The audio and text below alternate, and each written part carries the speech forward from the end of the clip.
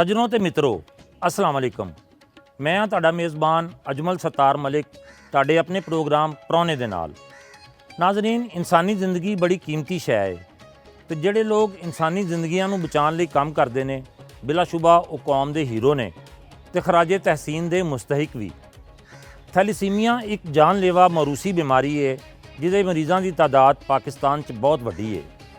ਸਾਡੇ ਅੱਜ ਦੇ ਪ੍ਰਾਹੁਣੇ ਉਹ ਸ਼ਖਸੀਅਤ ਨੇ ਜਿਨ੍ਹਾਂ ਨੇ ਪਾਕਿਸਤਾਨ ਵਿੱਚ ਥੈਲੀਸੀਮੀਆ ਦੇ ਮਰੀਜ਼ਾਂ ਦੀ ਤਾਦਾਦ ਨੂੰ ਜ਼ਿਹਨ 'ਚ ਰੱਖਦੇ ਹੋਇਆਂ ਇੱਕ ਐਸਾ ਅਦਾਰਾ ਬਣਾਇਆ ਜਿਹੜਾ ਥੈਲੀਸੀਮੀਆ ਦੇ ਮਰੀਜ਼ ਬੱਚਿਆਂ ਦੀ ਜ਼ਿੰਦਗੀ ਬਚਾਉਣ ਲਈ ਕੰਮ ਕਰ ਰਿਹਾ ਹੈ।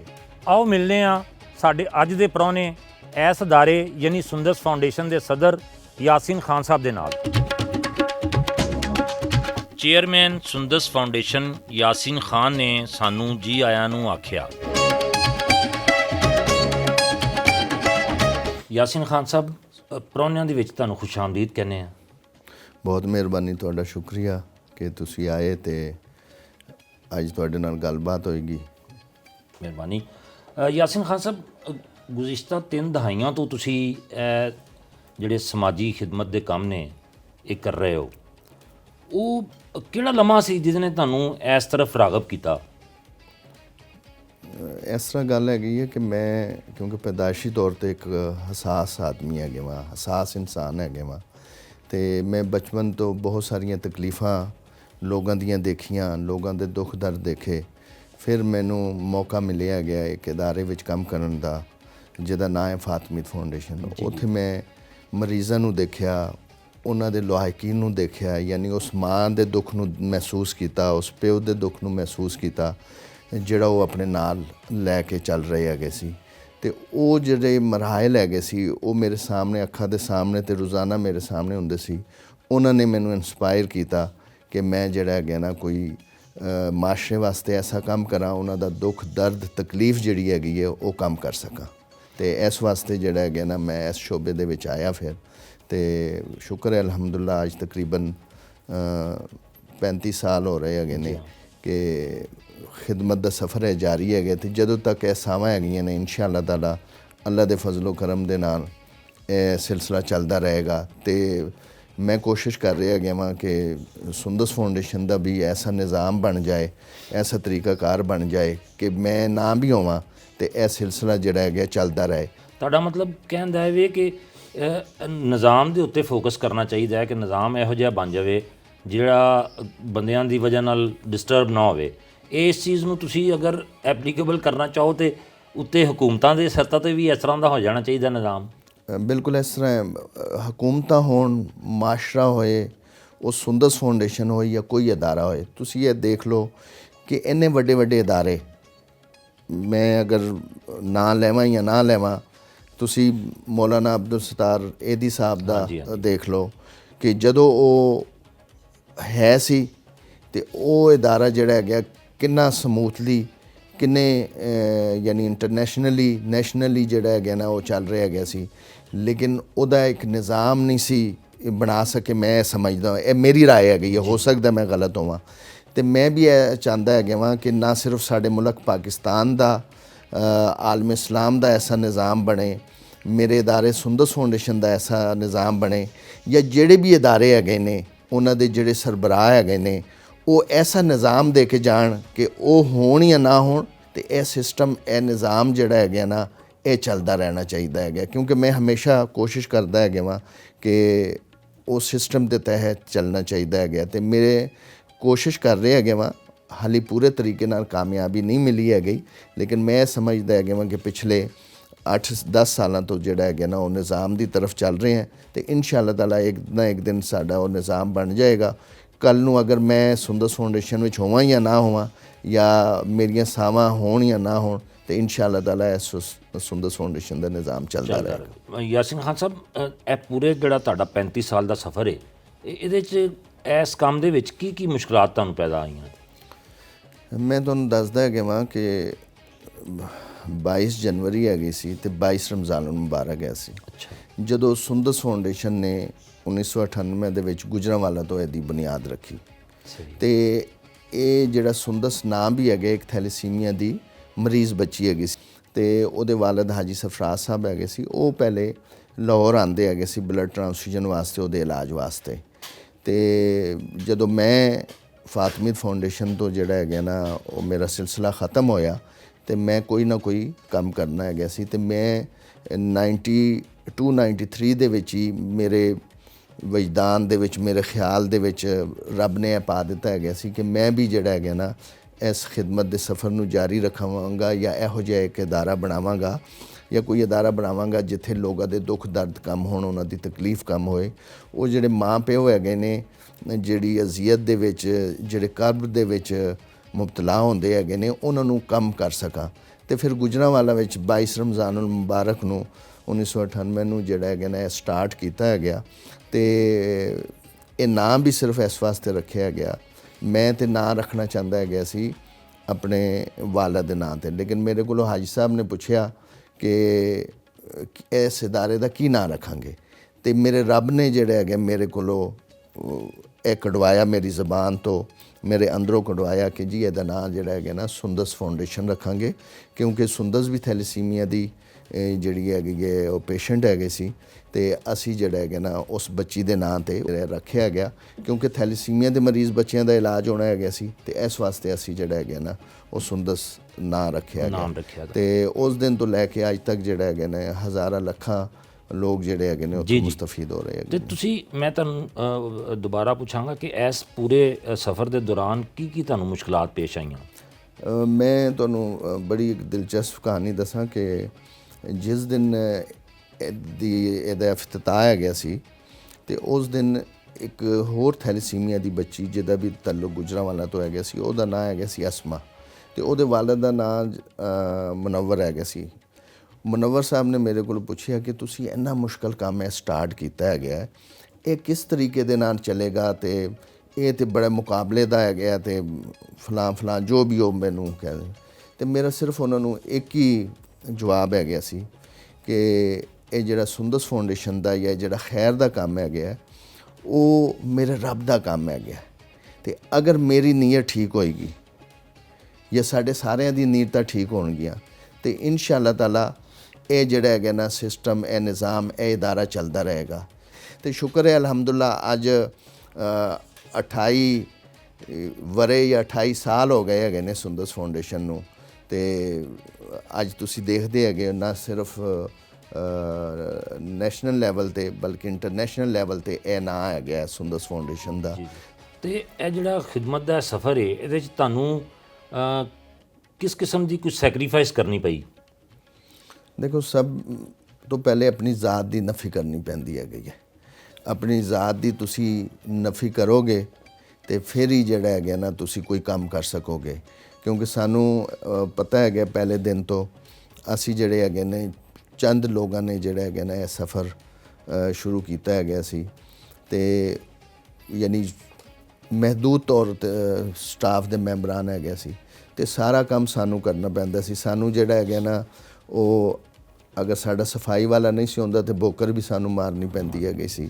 ਸਾਨੂੰ ਜਿਹੜਾ ਹੈਗਾ ਨਾ ਉਹ ਕੁਰਸੀਆਂ ਵੀ ਆਪ ਵੀ, ਟੇਬਲ ਵੀ ਸਾਫ਼ ਕਰਨੇ ਪੈਂਦੇ ਹੈਗੇ ਸੀ, ਅਤੇ ਮਰੀਜ਼ਾਂ ਦਾ ਵੀ ਖਿਆਲ ਜਿਹੜਾ ਹੈਗਾ ਨਾ ਆਪ ਹੀ ਰੱਖਣਾ ਪੈਂਦਾ ਹੈਗਾ ਸੀ। ਅਤੇ ਕਹਿਣ ਦਾ ਮਕਸਦ ਹੈਗਾ ਕਿ ਮੁਸ਼ਕਲਾਂ ਸਾਰੀਆਂ ਦੂਰ ਹੋ ਜਾਂਦੀਆਂ ਹੈਗੀਆਂ ਨੇ, ਤਕਲੀਫਾਂ ਸਾਰੀਆਂ ਦੂਰ ਹੋ ਜਾਂਦੀਆਂ ਹੈਗੀਆਂ ਨੇ ਜਦੋਂ ਤੁਸੀਂ ਆਪਣੀ ਜ਼ਾਤ ਦੀ ਨਫੀ ਕਰ ਦਿਓ। ਜਦੋਂ ਤੁਸੀਂ ਇਹ ਕਹੋ ਕਿ ਮੈਂ ਹੀ ਸਭ ਕੁਛ ਹੈਗੇ ਵਾਂ ਅਤੇ ਮੇਰੇ ਤੋਂ ਵੱਧ ਕੇ ਕੋਈ ਨਹੀਂ ਹੈਗਾ, ਨਹੀਂ, ਤੁਸੀਂ ਦੂਸਰੇ ਬੰਦੇ ਨੂੰ, ਦੂਸਰੇ ਲੋਕਾਂ ਨੂੰ ਜ਼ਿਆਦਾ ਅਹਿਮੀਅਤ ਦਿਓ, ਅਤੇ ਉਹ ਰੱਬ ਤਾਲਾ ਦੀ ਜ਼ਾਤ ਜਿਹੜੀ ਹੈਗੀ ਹੈ ਫਿਰ ਤੁਹਾਨੂੰ ਵੱਡਾ ਵੀ ਬਣਾਉਂਦੀ ਹੈਗੀ ਹੈ ਅਤੇ ਉੱਤੇ ਵੀ ਲੈ ਕੇ ਜਾਂਦੀ ਹੈ। ਅਤੇ ਇਸ ਚੀਜ਼ ਨੇ, ਇਹ ਜਿਹੜੀ ਤੁਸੀਂ ਸਮਾਜੀ ਖਿਦਮਤ ਕਰ ਰਹੇ ਹੋ ਇਸ ਵੇਲੇ, ਇਹਨੇ ਤੁਹਾਡੇ ਜ਼ਾਤੀ ਲਾਈਫ ਸਟਾਈਲ ਦੇ ਉੱਤੇ ਵੀ ਕੋਈ ਅਸਰ ਕੀਤਾ? ਮੈਂ ਸਮਝਦਾ ਹੈ ਕਿ ਮੈਂ ਇਹ 24 ਘੰਟੇ ਦਾ ਕੰਮ ਹੈਗਾ, ਅਤੇ ਇੱਥੇ ਨਾ ਦਿਨ ਹੁੰਦਾ ਹੈਗਾ ਨਾ ਕੋਈ ਰਾਤ ਹੁੰਦੀ ਹੈਗੀ, ਇਹ ਦੇਖਿਆ ਜਾਂਦਾ ਹੈਗਾ। ਇੱਥੇ ਤਾਂ ਮਰੀਜ਼ ਨੂੰ ਕਿਸੇ ਵਕਤ ਵੀ ਜਿਹੜਾ ਹੈਗਾ ਨਾ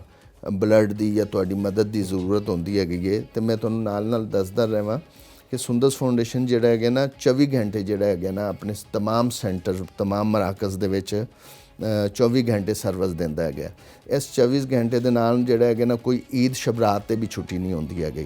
ਅਤੇ ਤੁਸੀਂ ਜਿਸ ਤਰ੍ਹਾਂ ਪੁੱਛਿਆ ਗਿਆ ਕਿ ਕੀ ਸੈਕਰੀਫਾਈਸ ਕਰਨਾ ਪੈਂਦਾ ਹੈਗਾ, ਤੁਹਾਨੂੰ ਆਪਣੀ ਫੈਮਿਲੀ ਨੂੰ, ਆਪਣੇ ਵਾਲਦੈਨ ਨੂੰ, ਆਪਣੇ ਭੈਣ ਭਰਾਵਾਂ ਨੂੰ, ਆਪਣੇ ਬੀਵੀ ਬੱਚਿਆਂ ਨੂੰ ਜਿਹੜਾ ਹੈਗਾ ਨਾ ਟਾਈਮ ਜਿਹੜਾ ਹੈਗਾ ਨਾ ਉਹ ਤੁਸੀਂ ਨਹੀਂ ਦੇ ਪਾਉਂਦੇ ਹੈਗੇ। ਜਾਂ ਤਾਂ ਤੁਸੀਂ ਜਿਹੜਾ ਬੇੜਾ ਚੁੱਕਿਆ ਹੈਗਾ ਉਹ ਮਰੀਜ਼ ਬੱਚਿਆਂ ਦਾ, ਉਹ ਦੁਖਾਰੀ ਮਾਵਾਂ ਦਾ, ਜਾਂ ਤਾਂ ਤੁਸੀਂ ਉਹ ਕਰ ਲਓ, ਜਾਂ ਤਾਂ ਫਿਰ ਤੁਸੀਂ ਜਿਹੜਾ ਹੈਗਾ ਨਾ ਆਪਣੇ ਬੱਚਿਆਂ ਦਾ ਜਾਂ ਉਹਨਾਂ ਦਾ ਖਿਆਲ ਰੱਖ ਲਓ। ਤੇ ਲੇਕਿਨ ਮੈਂ ਸ਼ੁਕਰ ਅਦਾ ਕਰਦਾ ਹੈਗਾ ਵਾਂ ਕਿ ਮੇਰੀ ਵਾਲਦਾ ਨੇ ਸਾਡਾ ਬਹੁਤ ਖਿਆਲ ਰੱਖਿਆ ਗਿਆ। ਮੇਰੀ ਮਿਸਿਸ ਜਿਹੜਾ ਹੈਗਾ ਨਾ ਮੇਰਾ ਬੜਾ ਸਾਥ ਦਿੱਤਾ ਹੈਗਾ, ਮੇਰੇ ਭੈਣ ਭਰਾਵਾਂ ਨੇ ਬੜਾ ਸਾਥ ਦਿੱਤਾ, ਮੇਰੀ ਵਾਲਦਾ ਨੇ ਸਾਥ ਦਿੱਤਾ, ਮੇਰੇ ਦੋਸਤ ਅਹਿਬਾਬ ਨੇ ਜਿਹੜਾ ਹੈਗਾ ਨਾ ਬੜਾ ਸਾਥ ਦਿੱਤਾ ਕਦੀ ਹੈਗਾ। ਫੈਮਿਲੀ ਚੋਂ ਕਦੀ ਕੋਈ ਇਤਰਾਜ਼ ਨਹੀਂ ਕੀਤਾ ਗਿਆ, ਕੋਈ ਨਾਰਾਜ਼ਗੀ ਦਾ ਇਜ਼ਹਾਰ ਨਹੀਂ ਕਦੀ ਹੋਇਆ? ਯਕੀਨਨ ਜਦੋਂ ਤੁਸੀਂ ਉਹਨਾਂ ਦੇ ਖੁਸ਼ੀ ਗਮੀ ਦੇ ਵਿੱਚ ਨਹੀਂ ਸ਼ਾਮਲ ਹੋ ਸਕੋਗੇ ਤੇ ਯਕੀਨਨ ਜਿਹੜਾ ਹੈਗਾ ਨਾ ਉਹ ਨਾਰਾਜ਼ਗੀ ਦਾ ਇਜ਼ਹਾਰ ਕਰਦੇ ਹੈਗੇ ਨੇ। ਲੇਕਿਨ ਹੁਣ ਇੰਨੇ ਸਾਲ ਗੁਜ਼ਰਨ ਤੋਂ ਬਾਅਦ ਉਹਨਾਂ ਨੂੰ ਵੀ ਪਤਾ ਚੱਲ ਗਿਆ ਹੈਗਾ ਕਿ ਇਸ ਕੰਮ ਦੀ ਕੀ ਅਹਿਮੀਅਤ ਹੈਗੀ ਹੈ। ਇਸ ਵਾਸਤੇ ਹੁਣ ਮੇਰੇ ਦੋਸਤ ਅਹਿਬਾਬ ਵੀ, ਅਜ਼ੀਜ਼ੋ ਘਰ ਵੀ ਹੁਣ ਸਮਝਦੇ ਹੈਗੇ ਨੇ ਕਿ ਇਹ ਬਹੁਤ ਵੱਡਾ ਕੰਮ ਹੈਗਾ, ਖਿਦਮਤ ਦਾ ਕੰਮ ਹੈਗਾ ਤੇ ਅਸੀਂ ਇਹਨੂੰ ਛੱਡ ਦੇਈਏ, ਇਹਦੇ ਨਾਲ ਨਾਰਾਜ਼ ਨਾ ਹੋਈਏ ਤੇ ਇਹ ਸਾਰੀਆਂ ਚੀਜ਼ਾਂ ਹੈਗੀਆਂ। ਇਸ ਫੀਲਡ ਦੇ ਵਿੱਚ ਹੁਣ ਬਹੁਤ ਸਾਰੇ ਅਦਾਰੇ ਇਸ ਵੇਲੇ ਕੰਮ ਕਰ ਰਹੇ ਨੇ ਤੇ ਸੁੰਦਸ ਦਾ ਅਗਰ ਜ਼ਿਕਰ ਕਰੀਏ ਤੇ ਕਿਹੜੀ ਚੀਜ਼ ਹੈ ਜਿਹਦੀ ਵਜ੍ਹਾ ਨਾਲ ਅਸੀਂ ਕਹਾਂਗੇ ਕਿ ਸੁੰਦਸ ਫਾਊਂਡੇਸ਼ਨ ਜਿਹੜੀ ਹੈ ਉਹ ਦੂਸਰੇ ਅਦਾਰਿਆਂ ਨਾਲੋਂ ਥੋੜੀ ਜਿੰਨੀ ਸੁਪੀਰੀਅਰ ਹੈ? ਸਾਰੇ ਅਦਾਰੇ ਜਿਹੜੇ ਇਸ ਫੀਲਡ ਦੇ ਵਿੱਚ ਥੈਲੇਸੀਮੀਆ ਦੀ ਫੀਲਡ ਦੇ ਵਿੱਚ ਹੈਗੇ ਨੇ, ਸਾਰੇ ਅਦਾਰੇ ਅੱਛੇ ਹੈਗੇ ਨੇ, ਸਾਰੇ ਅਦਾਰੇ ਅੱਛਾ ਕੰਮ ਕਰ ਰਹੇ ਹੈਗੇ ਨੇ ਤੇ ਸੁੰਦਸ ਫਾਊਂਡੇਸ਼ਨ ਵੀ ਅੱਛਾ ਕੰਮ ਕਰ ਰਿਹਾ ਹੈਗਾ। ਮੈਂ ਤੁਹਾਨੂੰ ਇਹਦੀ ਮਿਸਾਲ ਹੈ ਦਿੰਦਾ ਹੈਗਾ ਵਾਂ ਕਿ ਸੁੰਦਸ ਫਾਊਂਡੇਸ਼ਨ ਦਾ ਮਕਾਮ ਇਸ ਵਾਸਤੇ ਜ਼ਿਆਦਾ ਸਮਝਦਾ ਹੈਗਾ ਵਾਂ, ਜਦੋਂ ਵੀ ਕੋਈ ਵਬਾ ਫੈਲੀ ਹੈਗੀ ਹੈ ਜਾਂ ਜਦੋਂ ਵੀ ਕੋਈ ਐਪੀਡੈਮਿਕ ਐਸਾ ਆਇਆ ਹੈਗਾ ਤੇ ਉਹਦੇ ਵਿੱਚ ਜਿਹੜਾ ਹੈਗਾ ਨਾ ਸੁੰਦਸ ਫਾਊਂਡੇਸ਼ਨ ਨੇ ਤੇ ਸੁੰਦਸ ਫਾਊਂਡੇਸ਼ਨ ਦੇ ਵਰਕਰਾਂ ਨੇ ਦਿਨ ਰਾਤ ਖਿਦਮਤ ਕੀਤੀ ਹੈ। ਅਗਰ ਤੁਸੀਂ 2005 ਦੇ ਜ਼ਲਜ਼ਲੇ ਦੀ ਗੱਲ ਕਰੋ ਤੇ ਉਹਦੇ ਵਿੱਚ ਵੀ ਸੁੰਦਸ ਫਾਊਂਡੇਸ਼ਨ ਤੇ ਸੁੰਦਸ ਫਾਊਂਡੇਸ਼ਨ ਦੇ ਵਰਕਰ ਨੇ ਦਿਨ ਰਾਤ ਜਿਹੜਾ ਹੈਗਾ ਨਾ ਉੱਥੇ ਜਿਹੜੇ ਜ਼ਖਮੀ ਹੋਏ ਹੈਗੇ ਸੀ, ਜਿਨ੍ਹਾਂ ਦੇ ਆਪਰੇਸ਼ਨ ਹੋਣੇ ਹੈਗੇ ਸੀ, ਉਹਨਾਂ ਵਾਸਤੇ ਬਲੱਡ ਇਕੱਠਾ ਕੀਤਾ, ਉਹਨਾਂ ਵਾਸਤੇ ਖੁਰਾਕ ਇਕੱਠੀ ਕੀਤੀ ਜਾਂ ਜੋ ਉਹਨਾਂ ਨੂੰ ਫੈਸਿਲਿਟੀ ਦੇ ਸਕਦੇ ਹੈਗੇ ਸੀ। ਫਿਰ ਉਹਦੇ ਬਾਅਦ ਤੁਸੀਂ ਆਪਣਾ ਕੀ ਕਹਿੰਦੇ ਹੈਗੇ ਨੇ ਡੈਂਗੀ ਦੇਖ ਲਓ। ਡੈਂਗੀ ਦੇ ਵਿੱਚ ਵੀ ਜਦੋਂ ਲੋਕਾਂ ਨੂੰ ਪਲੇਟਲੈਟਸ ਜਿਹੜੇ ਹੈਗੇ ਨੇ ਨਹੀਂ ਸੀ ਮਿਲਦੇ ਹੈਗੇ ਤੇ ਪੂਰੇ ਪੰਜਾਬ ਦੇ ਵਿੱਚ ਸ਼ੁਕਰ ਹੈ ਅਲਹਮਦੁਲਿਲਾ ਸੁੰਦਸ ਫਾਊਂਡੇਸ਼ਨ ਦੇ ਮਰਾਕਜ਼ ਜਿਹੜੇ ਹੈਗੇ ਨੇ ਨਾ 24 ਘੰਟੇ ਜਿਹੜੇ ਹੈਗੇ ਨੇ ਨਾ ਉਹ ਪਲੇਟਲੈਟਸ ਜਿਹੜੇ ਹੈਗੇ ਨੇ ਮਰੀਜ਼ਾਂ ਨੂੰ ਮੁਹੱਈਆ ਕਰ ਰਹੇ ਹੈਗੇ ਸੀ।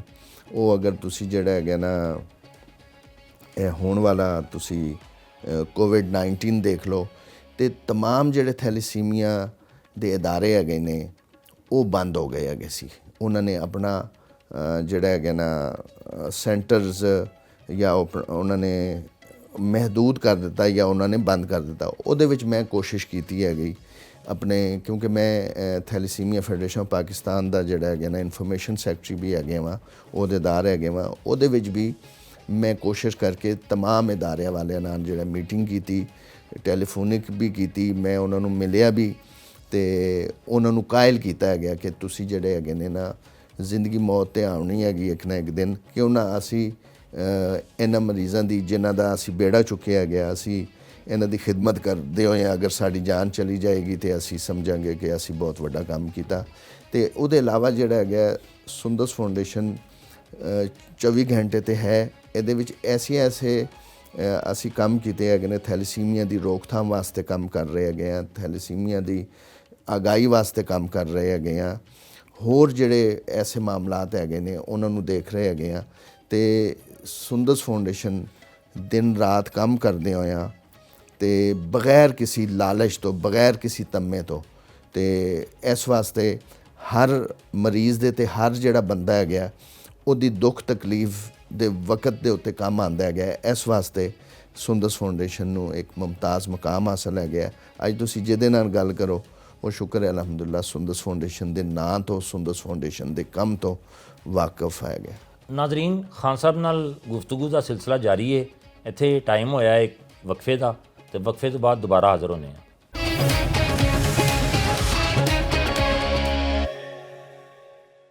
ਇਹ ਜਿਹੜੀ ਸੁੰਦਸ ਫਾਊਂਡੇਸ਼ਨ ਹੈ ਇਹਦੇ ਵਿੱਚ ਤੁਸੀਂ ਡੈਫੀਨੇਟਲੀ ਮਰੀਜ਼ਾਂ ਵਾਸਤੇ ਖੂਨ ਇਕੱਠਾ ਕਰਦੇ ਹੋ ਤੇ ਖੂਨ ਇਕੱਠਾ ਕਰਨਾ ਔਰ ਦੂਸਰੀ ਜਿਹੜੀ ਤਿੱਬੀ ਸਹੂਲੀਅਤ ਨੇ ਉਹਨਾਂ ਨੂੰ ਦੇਣ ਵਾਸਤੇ ਕੀ ਕੁਝ ਕਰਨਾ ਪਿਆ ਤੁਹਾਨੂੰ? ਕਿਸ ਤਰ੍ਹਾਂ ਅਰੇਂਜ ਕੀਤਾ ਤੁਸੀਂ ਉਹਨਾਂ ਨੂੰ? ਦੇਖੋ, ਮੈਂ ਸਭ ਤੋਂ ਪਹਿਲੇ ਤੇ ਤੁਹਾਨੂੰ ਦੱਸ ਦੇਵਾਂ ਕਿ ਮੈਂ ਸ਼ੁਰੂ ਦੇ ਵਿੱਚ ਤੇ ਇਹ ਅਦਾਰਾ ਜਿਹੜਾ ਹੈਗਾ ਨਾ, ਆਪਣੀ ਅੱਬਾ ਅਜਦਾਦ ਦੀ ਜ਼ਮੀਨ ਵੇਚ ਕੇ ਇਹਨੂੰ ਸਟਾਰਟ ਕਰ ਦਿੱਤਾ, ਸ਼ੁਰੂ ਕਰ ਦਿੱਤਾ, ਤੇ ਬਹੁਤ ਮਹਦੂਦ ਪੈਮਾਨੇ ਤੇ, ਲੇਕਿਨ ਮਿਹਨਤ ਕਰਦੇ ਹੋਇਆਂ ਇੱਕ ਮਕਾਮ ਬਣਾਉਂਦੇ ਹੋਇਆ ਲੋਕਾਂ ਨੂੰ ਪਤਾ ਚੱਲਿਆ ਕਿ ਸੁੰਦਸ ਫਾਊਂਡੇਸ਼ਨ ਜਾਂ ਯਾਸਿਨ ਖਾਨ ਜਿਹੜਾ ਹੈਗਾ ਨਾ, ਥੈਲੇਸੀਮੀਆ ਤੇ ਹੀਮੋਫੀਲੀਆ ਤੇ ਬਲੱਡ ਕੈਂਸਰ ਦੇ ਮਰੀਜ਼ਾਂ ਵਾਸਤੇ ਕੰਮ ਕਰਦਾ ਹੈ। ਤੇ ਲੋਕਾਂ ਨੇ ਉਹ ਕੰਮ ਨੂੰ ਦੇਖਦੇ ਹੋਇਆਂ, ਉਸ ਸਾਖ ਨੂੰ ਦੇਖਦੇ ਹੋਇਆਂ, ਇਹ ਸਭ ਕੁਝ ਜੇ ਅੱਜ ਸੁੰਦਸ ਫਾਊਂਡੇਸ਼ਨ ਜਿੱਥੇ ਪਹੁੰਚਿਆ ਹੋਇਆ ਹੈਗਾ, ਇਹ ਲੋਕਾਂ ਦੀ ਮਦਦ ਦੇ ਨਾਲ, ਲੋਕਾਂ ਦੇ ਤਾਉਨ ਦੇ ਨਾਲ, ਨੌਜਵਾਨਾਂ ਨੇ ਖੂਨ ਦੇ ਅਤਿਆਤ ਦਿੱਤੇ, ਲੋਕਾਂ ਨੇ ਆਪਣੀ ਜ਼ਕਾਤ, ਖੈਰਾਤ, ਸਦਕਾਤ, ਅਤਿਆਤ ਦਿੱਤੇ, ਤੇ ਤਦੋਂ ਜਿਹੜਾ ਹੈਗਾ ਨਾ ਅੱਜ ਇਹ ਇੰਨਾ ਵੱਡਾ ਨਿਜ਼ਾਮ ਜਿਹੜਾ ਹੈਗਾ ਨਾ ਉਹ ਬਣ ਗਿਆ ਹੈਗਾ। ਤੇ ਸਾਡਾ ਜਿਹੜਾ ਕੰਮ ਹੈਗਾ ਬਿਲਕੁਲ ਸਿਸਟਮ ਦੇ ਤਹਿਤ ਸਾਇੰਸੀ ਬੁਨਿਆਦਾਂ 'ਤੇ ਹੁੰਦਾ ਹੈਗਾ। ਇਹ ਨਹੀਂ ਹੈਗਾ ਕਿ ਮੈਂ ਸੁੰਦਸ ਫਾਊਂਡੇਸ਼ਨ ਦਾ ਸਦਰ ਹੈਗਾ ਵਾਂ ਤੇ ਮੈਂ ਹੀ ਮਰੀਜ਼ਾਂ ਦਾ ਇਲਾਜ ਕਰਨਾ ਸ਼ੁਰੂ ਕਰ ਦੇਵਾਂ। ਤੁਸੀਂ ਸਾਡੇ ਸੈਂਟਰ ਵੀ ਹੁਣ ਜਾਓਗੇ, ਤੁਹਾਨੂੰ ਅਸੀਂ ਉੱਥੇ ਦਿਖਾਵਾਂਗੇ, ਉੱਥੇ ਤਮਾਮ ਜਿਹੜੀ ਫੈਸਿਲਿਟੀਜ਼ ਹੈਗੀਆਂ ਨੇ ਉਹ ਕੁਆਲੀਫਾਈਡ ਲੋਕਾਂ ਦੇ, ਉਹ ਜਿਹੜੇ ਡਾਕਟਰ ਨੇ, ਹੀਮੇਟੋਲੋਜਿਸਟ ਹੈਗੇ ਨੇ, ਪੈਥੋਲੋਜਿਸਟ ਹੈਗੇ ਨੇ, ਮੈਡੀਕਲ ਟੈਕਨੋਲੋਜਿਸਟ ਹੈਗੇ ਨੇ, ਤਮਾਮ ਡਾਕਟਰਾਂ ਦੇ ਨਿਗਰਾਨੀ ਦੇ ਵਿੱਚ ਸਾਰਾ ਕੰਮ ਹੋ ਰਿਹਾ ਹੈਗਾ। ਅਸੀਂ ਉਹਨਾਂ ਵਾਸਤੇ ਸਹੂਲਤਾਂ ਮੁਹੱਈਆ ਕਰਦੇ ਹੈਗੇ ਹਾਂ। ਉਹਨਾਂ ਨੂੰ ਜਿਹੜੀ ਚੀਜ਼ ਦੀ ਜ਼ਰੂਰਤ ਹੁੰਦੀ ਹੈਗੀ ਹੈ ਉਹ ਲੋਕਾਂ ਨੂੰ ਗੁਜ਼ਾਰਿਸ਼ ਕਰਦੇ ਹੈਗੇ ਆ। ਲੋਕ ਸਾਡੀ ਗੱਲ ਸੁਣਦੇ ਹੈਗੇ ਨੇ, ਸਮਝਦੇ ਹੈਗੇ ਨੇ, ਮੰਨਦੇ ਹੈਗੇ ਨੇ, ਤੇ ਸਾਨੂੰ ਜਿਹੜੇ ਹੈਗੇ ਨੇ ਆਪਣੀ ਜ਼ਕਾਤ, ਖੈਰਾਤ, ਅਤਿਆਤ, ਸਦਕਾਤ ਦਿੰਦੇ ਹੈਗੇ ਨੇ, ਤੇ ਫਿਰ ਹੀ ਇਹ ਜਿਹੜਾ ਹੈਗਾ ਨਾ ਨਿਜ਼ਾਮ ਚੱਲ ਰਿਹਾ ਹੈਗਾ। ਤੇ ਇਹਦੇ 'ਚ ਰਜ਼ਾਕਾਰਾਂ ਦਾ ਕੀ ਕਿਰਦਾਰ ਹੈ? ਸਾਡੇ ਬਹੁਤ ਸਾਰੇ ਰਜ਼ਾਕਾਰ ਹੈਗੇ ਨੇ। ਰਜ਼ਾਕਾਰ ਤੇ ਇੱਕ ਖੂਨ ਦਾ ਅਤੀਆ ਦੇਣ ਵਾਲੇ ਵੀ ਰਜ਼ਾਕਾਰ ਹੈਗੇ ਨੇ, ਜਿਨ੍ਹਾਂ ਦੀ ਤਾਦਾਦ ਜਿਹੜੀ ਹੈਗੀ ਹੈ ਕਈ ਹਜ਼ਾਰਾਂ ਦੇ ਵਿੱਚ, ਬਲਕਿ ਹਜ਼ਾਰਾਂ ਵਿੱਚ ਕੀ ਮੈਂ ਕਹਾਂਗਾ ਕਿ ਲੱਖਾਂ ਵਿੱਚ ਪਹੁੰਚ ਗਈ ਹੋਈ ਹੈਗੀ ਹੈ। ਉਹ ਲੱਖਾਂ ਲੋਕ ਰਜ਼ਾਕਾਰ ਜਿਹੜੇ ਹੈਗੇ ਨੇ ਉਹ ਖੂਨ ਦੇ ਅਤਿਆਤ ਦਿੰਦੇ ਹੈਗੇ ਨੇ, ਤੇ ਲੋਕ ਅੱਗੇ ਕਾਲਜਾਂ, ਯੂਨੀਵਰਸਿਟੀਆਂ ਦੇ ਵਿੱਚ ਤੇ ਜਿਹੜੇ ਅਵਾਮੀ ਮਕਾਮਾਤ ਹੈਗੇ ਨੇ, ਯਾਨੀ ਜਿਸ ਤਰ੍ਹਾਂ ਕੋਈ ਮਹੱਲੇ ਹੈਗੇ ਨੇ, ਮਸਾਜਦ ਦੇ ਵਿੱਚ ਵੀ, ਮਦਾਰਸ ਵਿੱਚ ਵੀ ਕੈਂਪ ਲੱਗਦੇ ਹੈਗੇ ਨੇ, ਤੇ ਉਹ ਵੀ ਸਾਡੇ ਨਾਲ ਹੁੰਦੇ ਹੈਗੇ। ਉਹ ਵੀ ਲੋਕਾਂ ਨੂੰ ਦੱਸਦੇ ਹੈਗੇ ਨੇ ਕਿ ਖੂਨ ਦੇਣਾ ਚਾਹੀਦਾ। ਸਾਡੇ ਡਾਕਟਰ ਵੀ ਹੁੰਦੇ ਹੈਗੇ ਨੇ, ਉਹ ਵੀ ਖੂਨ ਦੀ ਅਫਾਦੀਅਤ ਦਾ ਦੱਸਦੇ ਹੈਗੇ ਨੇ, ਖੂਨ ਦੇਣਾ ਚਾਹੀਦਾ। ਖੂਨ ਦੇਣ ਦੇ ਨਾਲ ਕੋਈ ਨੁਕਸਾਨ ਨਹੀਂ ਹੁੰਦਾ ਹੈਗਾ, ਕਿਉਂਕਿ ਅੱਜ ਤੋਂ 30-35 ਸਾਲ ਪਹਿਲੇ ਲੋਕਾਂ ਦੇ ਜ਼ਿਹਨ ਦੇ ਵਿੱਚ ਹੈਗਾ ਸੀ ਕਿ ਖੂਨ ਦੇਣ ਦੇ ਨਾਲ ਨੁਕਸਾਨ ਹੁੰਦਾ ਹੈਗਾ, ਕਮਜ਼ੋਰੀ ਹੋ ਜਾਂਦੀ ਹੈਗੀ, ਲੇਕਿਨ ਐਸੀ ਗੱਲ ਨਹੀਂ ਹੈਗੀ। ਉਸ ਅਸੀਂ ਵੀ, ਸਾਡੇ ਡਾਕਟਰਸ ਨੇ ਵੀ, ਸਾਡੇ ਰਜ਼ਾਕਾਰਾਂ ਨੇ ਵੀ ਉਹ ਲੋਕਾਂ ਦੇ ਵਿੱਚ ਸ਼ਾਊਰ ਪੈਦਾ ਕੀਤਾ। ਤੇ ਇਸੇ ਤਰ੍ਹਾਂ ਅਸੀਂ ਇਹ ਕੋਸ਼ਿਸ਼ ਕਰ ਰਹੇ ਹੈਗੇ ਆ ਕਿ ਜਿਹੜਾ ਥੈਲੇਸੀਮੀਆ ਬਿਮਾਰੀ ਦਾ ਖਾਤਮਾ ਹੈਗਾ ਇਹਦੀ ਵੀ ਅਵੇਅਰਨੈਸ ਦੇਈਏ। ਇਹ ਸਾਰੇ ਜਿਹੜੇ ਅਦਾਰੇ ਹੈਗੇ ਨੇ ਇਹ ਵੀ ਕੋਸ਼ਿਸ਼ ਕਰ ਰਹੇ ਹੈਗੇ ਨੇ ਕਿ ਆਗਾਹੀ ਫੈਲਾ ਰਹੇ ਹੈਗੇ ਨੇ, ਤੇ ਲੋਕਾਂ ਨੂੰ ਦੱਸ ਰਹੇ ਹੈਗੇ ਨੇ ਕਿ ਸ਼ਾਦੀ ਤੋਂ ਪਹਿਲੇ ਇੱਕ ਛੋਟਾ ਜਿਹਾ ਟੈਸਟ ਜਿਹੜਾ ਹੈਗਾ ਨਾ ਕਰ ਲਓ, ਤਾਂ ਕਿ ਇਸ ਮੋਜ਼ੀ ਬਿਮਾਰੀ ਤੋਂ, ਇਸ ਬਿਮਾਰੀ ਤੋਂ ਤੇ ਇਸ ਤਕਲੀਫ ਤੇ ਪਰੇਸ਼ਾਨੀ ਤੋਂ ਸਭ ਨੂੰ ਛੁਟਕਾਰਾ ਮਿਲ ਸਕੇ। ਤੇ ਇਨਸ਼ਾ-ਅੱਲਾਹ ਤਾਲਾ ਸੁੰਦਸ ਫਾਊਂਡੇਸ਼ਨ ਦਾ ਖੁਆਬ ਹੈਗਾ ਥੈਲੇਸੀਮੀਆ ਫਰੀ ਪਾਕਿਸਤਾਨ ਦਾ, ਤੇ ਉਹ ਇਨਸ਼ਾ-ਅੱਲਾਹ ਤਾਲਾ ਇੱਕ ਨਾ ਇੱਕ ਦਿਨ ਸਾਡੀ ਕੋਸ਼ਿਸ਼ਾਂ ਨਾਲ, ਸਾਡੇ ਰਜ਼ਾਕਾਰਾਂ ਦੀਆਂ ਕੋਸ਼ਿਸ਼ਾਂ ਨਾਲ ਇਨਸ਼ਾ-ਅੱਲਾਹ ਤਾਲਾ ਇੱਕ ਦਿਨ ਉਹ ਆਏਗਾ ਕਿ ਜਦੋਂ ਅਸੀਂ ਇਹਦੇ ਵਿੱਚ ਕਾਮਯਾਬੀ ਹਾਸਲ। ਖਾਨ ਸਾਹਿਬ, ਪਾਕਿਸਤਾਨ 'ਚ ਥੈਲੇਸੀਮੀਆ ਦੇ ਮਰੀਜ਼ਾਂ ਦੀ ਤਾਦਾਦ ਅੰਦਾਜ਼ਨ ਕਿਤਨੀ ਹੈ? ਥੈਲੇਸੀਮੀਆ ਦੇ ਜਿਹੜੇ ਮਰੀਜ਼ ਹੈਗੇ ਨੇ ਤਕਰੀਬਨ ਕੋਈ 1.25 ਲੱਖ ਜਾਂ 1.5 ਲੱਖ ਜਿਹੜਾ ਹੈਗਾ ਉਹਨਾਂ ਦੀ ਤਾਦਾਦ ਹੈਗੀ ਜਿਹੜੇ ਥੈਲੇਸੀਮੀਆ ਮੇਜਰ ਦੇ ਹੈਗੇ ਨੇ। ਤੇ ਉਹਦੇ ਤੋਂ ਜ਼ਿਆਦਾ ਤਾਦਾਦ ਜਿਹੜੀ ਹੈਗੀ ਕੈਰੀਅਰਸ ਦੀ ਹੈਗੀ ਹੈ, ਯਾਨੀ ਜਿਹੜੇ ਕੈਰੀਅਰਸ ਹੁੰਦੇ ਹੈਗੇ ਨੇ। ਤੇ ਕੈਰੀਅਰ ਮੀਨਸ ਕਿ ਜਿਹੜੇ ਮਾਈਨਰਸ ਨੇ, ਜਿਹੜੇ ਮਾਈਨਰਸ ਹੈਗੇ ਨੇ, ਜਿਨ੍ਹਾਂ ਤੋਂ ਜਿਹੜਾ ਹੈਗਾ ਨਾ ਅੱਗੇ ਜਿਹੜਾ ਹੈਗਾ ਨਾ ਇਹ ਮੁੰਤਕਿਲ ਹੋ ਸਕਦੀ ਹੈ ਬਿਮਾਰੀ। ਯਾਨੀ ਅਗਰ ਉਹ ਦੋਵੇਂ ਕੈਰੀਅਰਸ ਦੀ ਸ਼ਾਦੀ ਹੋ ਜਾਏਗੀ ਤੇ ਉਹ ਹੋ ਜਾਏਗਾ। ਇਹ ਗੱਲ ਤੇ ਤੁਹਾਨੂੰ ਸਾਡੇ ਜਿਹੜੇ ਡਾਕਟਰਸ ਹੈਗੇ ਨੇ ਉਹ ਮਜ਼ੀਦ ਬਿਹਤਰ ਤਰੀਕੇ ਨਾਲ ਦੱਸ ਸਕਣਗੇ, ਲੇਕਿਨ ਮੇਰੇ ਇਲਮ ਦੇ ਮੁਤਾਬਿਕ ਜਿਹੜਾ ਹੈਗਾ ਨਾ, ਤੇ ਅਗਰ ਦੋਵੇਂ ਕੈਰੀਅਰਸ ਦੀ ਸ਼ਾਦੀ ਹੋਈ ਤੇ ਫਿਰ ਜਿਹੜਾ ਹੈਗਾ ਨਾ ਉਹ ਚਾਂਸਿਸ ਹੁੰਦੇ ਹੈਗੇ ਨੇ ਕਿ ਬੱਚੇ ਨੂੰ ਵੀ ਮੁੰਤਕਿਲ ਹੋ ਸਕਦਾ। ਤੇ ਖਾਨ ਸਾਹਿਬ, ਇਹ ਜਿਹੜੀ ਤਾਦਾਦ ਤੁਸੀਂ ਦੱਸੀ ਹੈ, ਇਹਦਾ ਕੋਈ ਬਕਾਇਦਾ ਡਾਟਾ ਵੀ ਮੌਜੂਦ ਹੈ?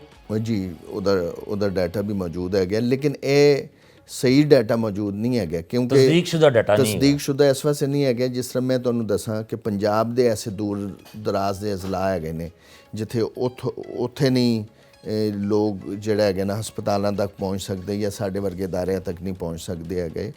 ਤੁਸੀਂ ਖੈਬਰ ਪਖਤੂਨਖਵਾ ਵਿੱਚ ਦੇਖੋ, ਜਿਹੜੇ ਦੂਰ ਦਰਾਜ਼ ਦੇ ਹੈ ਨੇ, ਜਿੱਥੇ ਆਪਸ ਦੇ ਵਿੱਚ ਸ਼ਾਦੀਆਂ ਹੁੰਦੀਆਂ ਹੈਗੀਆਂ ਜਾਂ ਟੈਸਟ ਨਹੀਂ ਕਰਵਾਇਆ ਜਾਂਦਾ ਹੈਗਾ। ਉਹਦੇ ਇਲਾਵਾ ਸਿੰਧ ਦੇ ਮੁਖਤਲਿਫ ਹੈ ਨੇ, ਬਲੋਚਿਸਤਾਨ ਦੇ ਐਸੇ ਇਲਾਕੇ ਹੈਗੇ ਨੇ, ਅਤੇ ਇਸ ਵਾਸਤੇ ਇਹ ਅਥੈਂਟਿਕ ਜਾਂ ਤਸਦੀਕ ਸ਼ੁਦਾ ਨਹੀਂ ਹੈਗੇ। ਇਹ ਤਾਦਾਦ ਇਹਦੇ ਤੋਂ ਜ਼ਿਆਦਾ ਹੋ ਸਕਦੀ ਹੈਗੀ ਹੈ।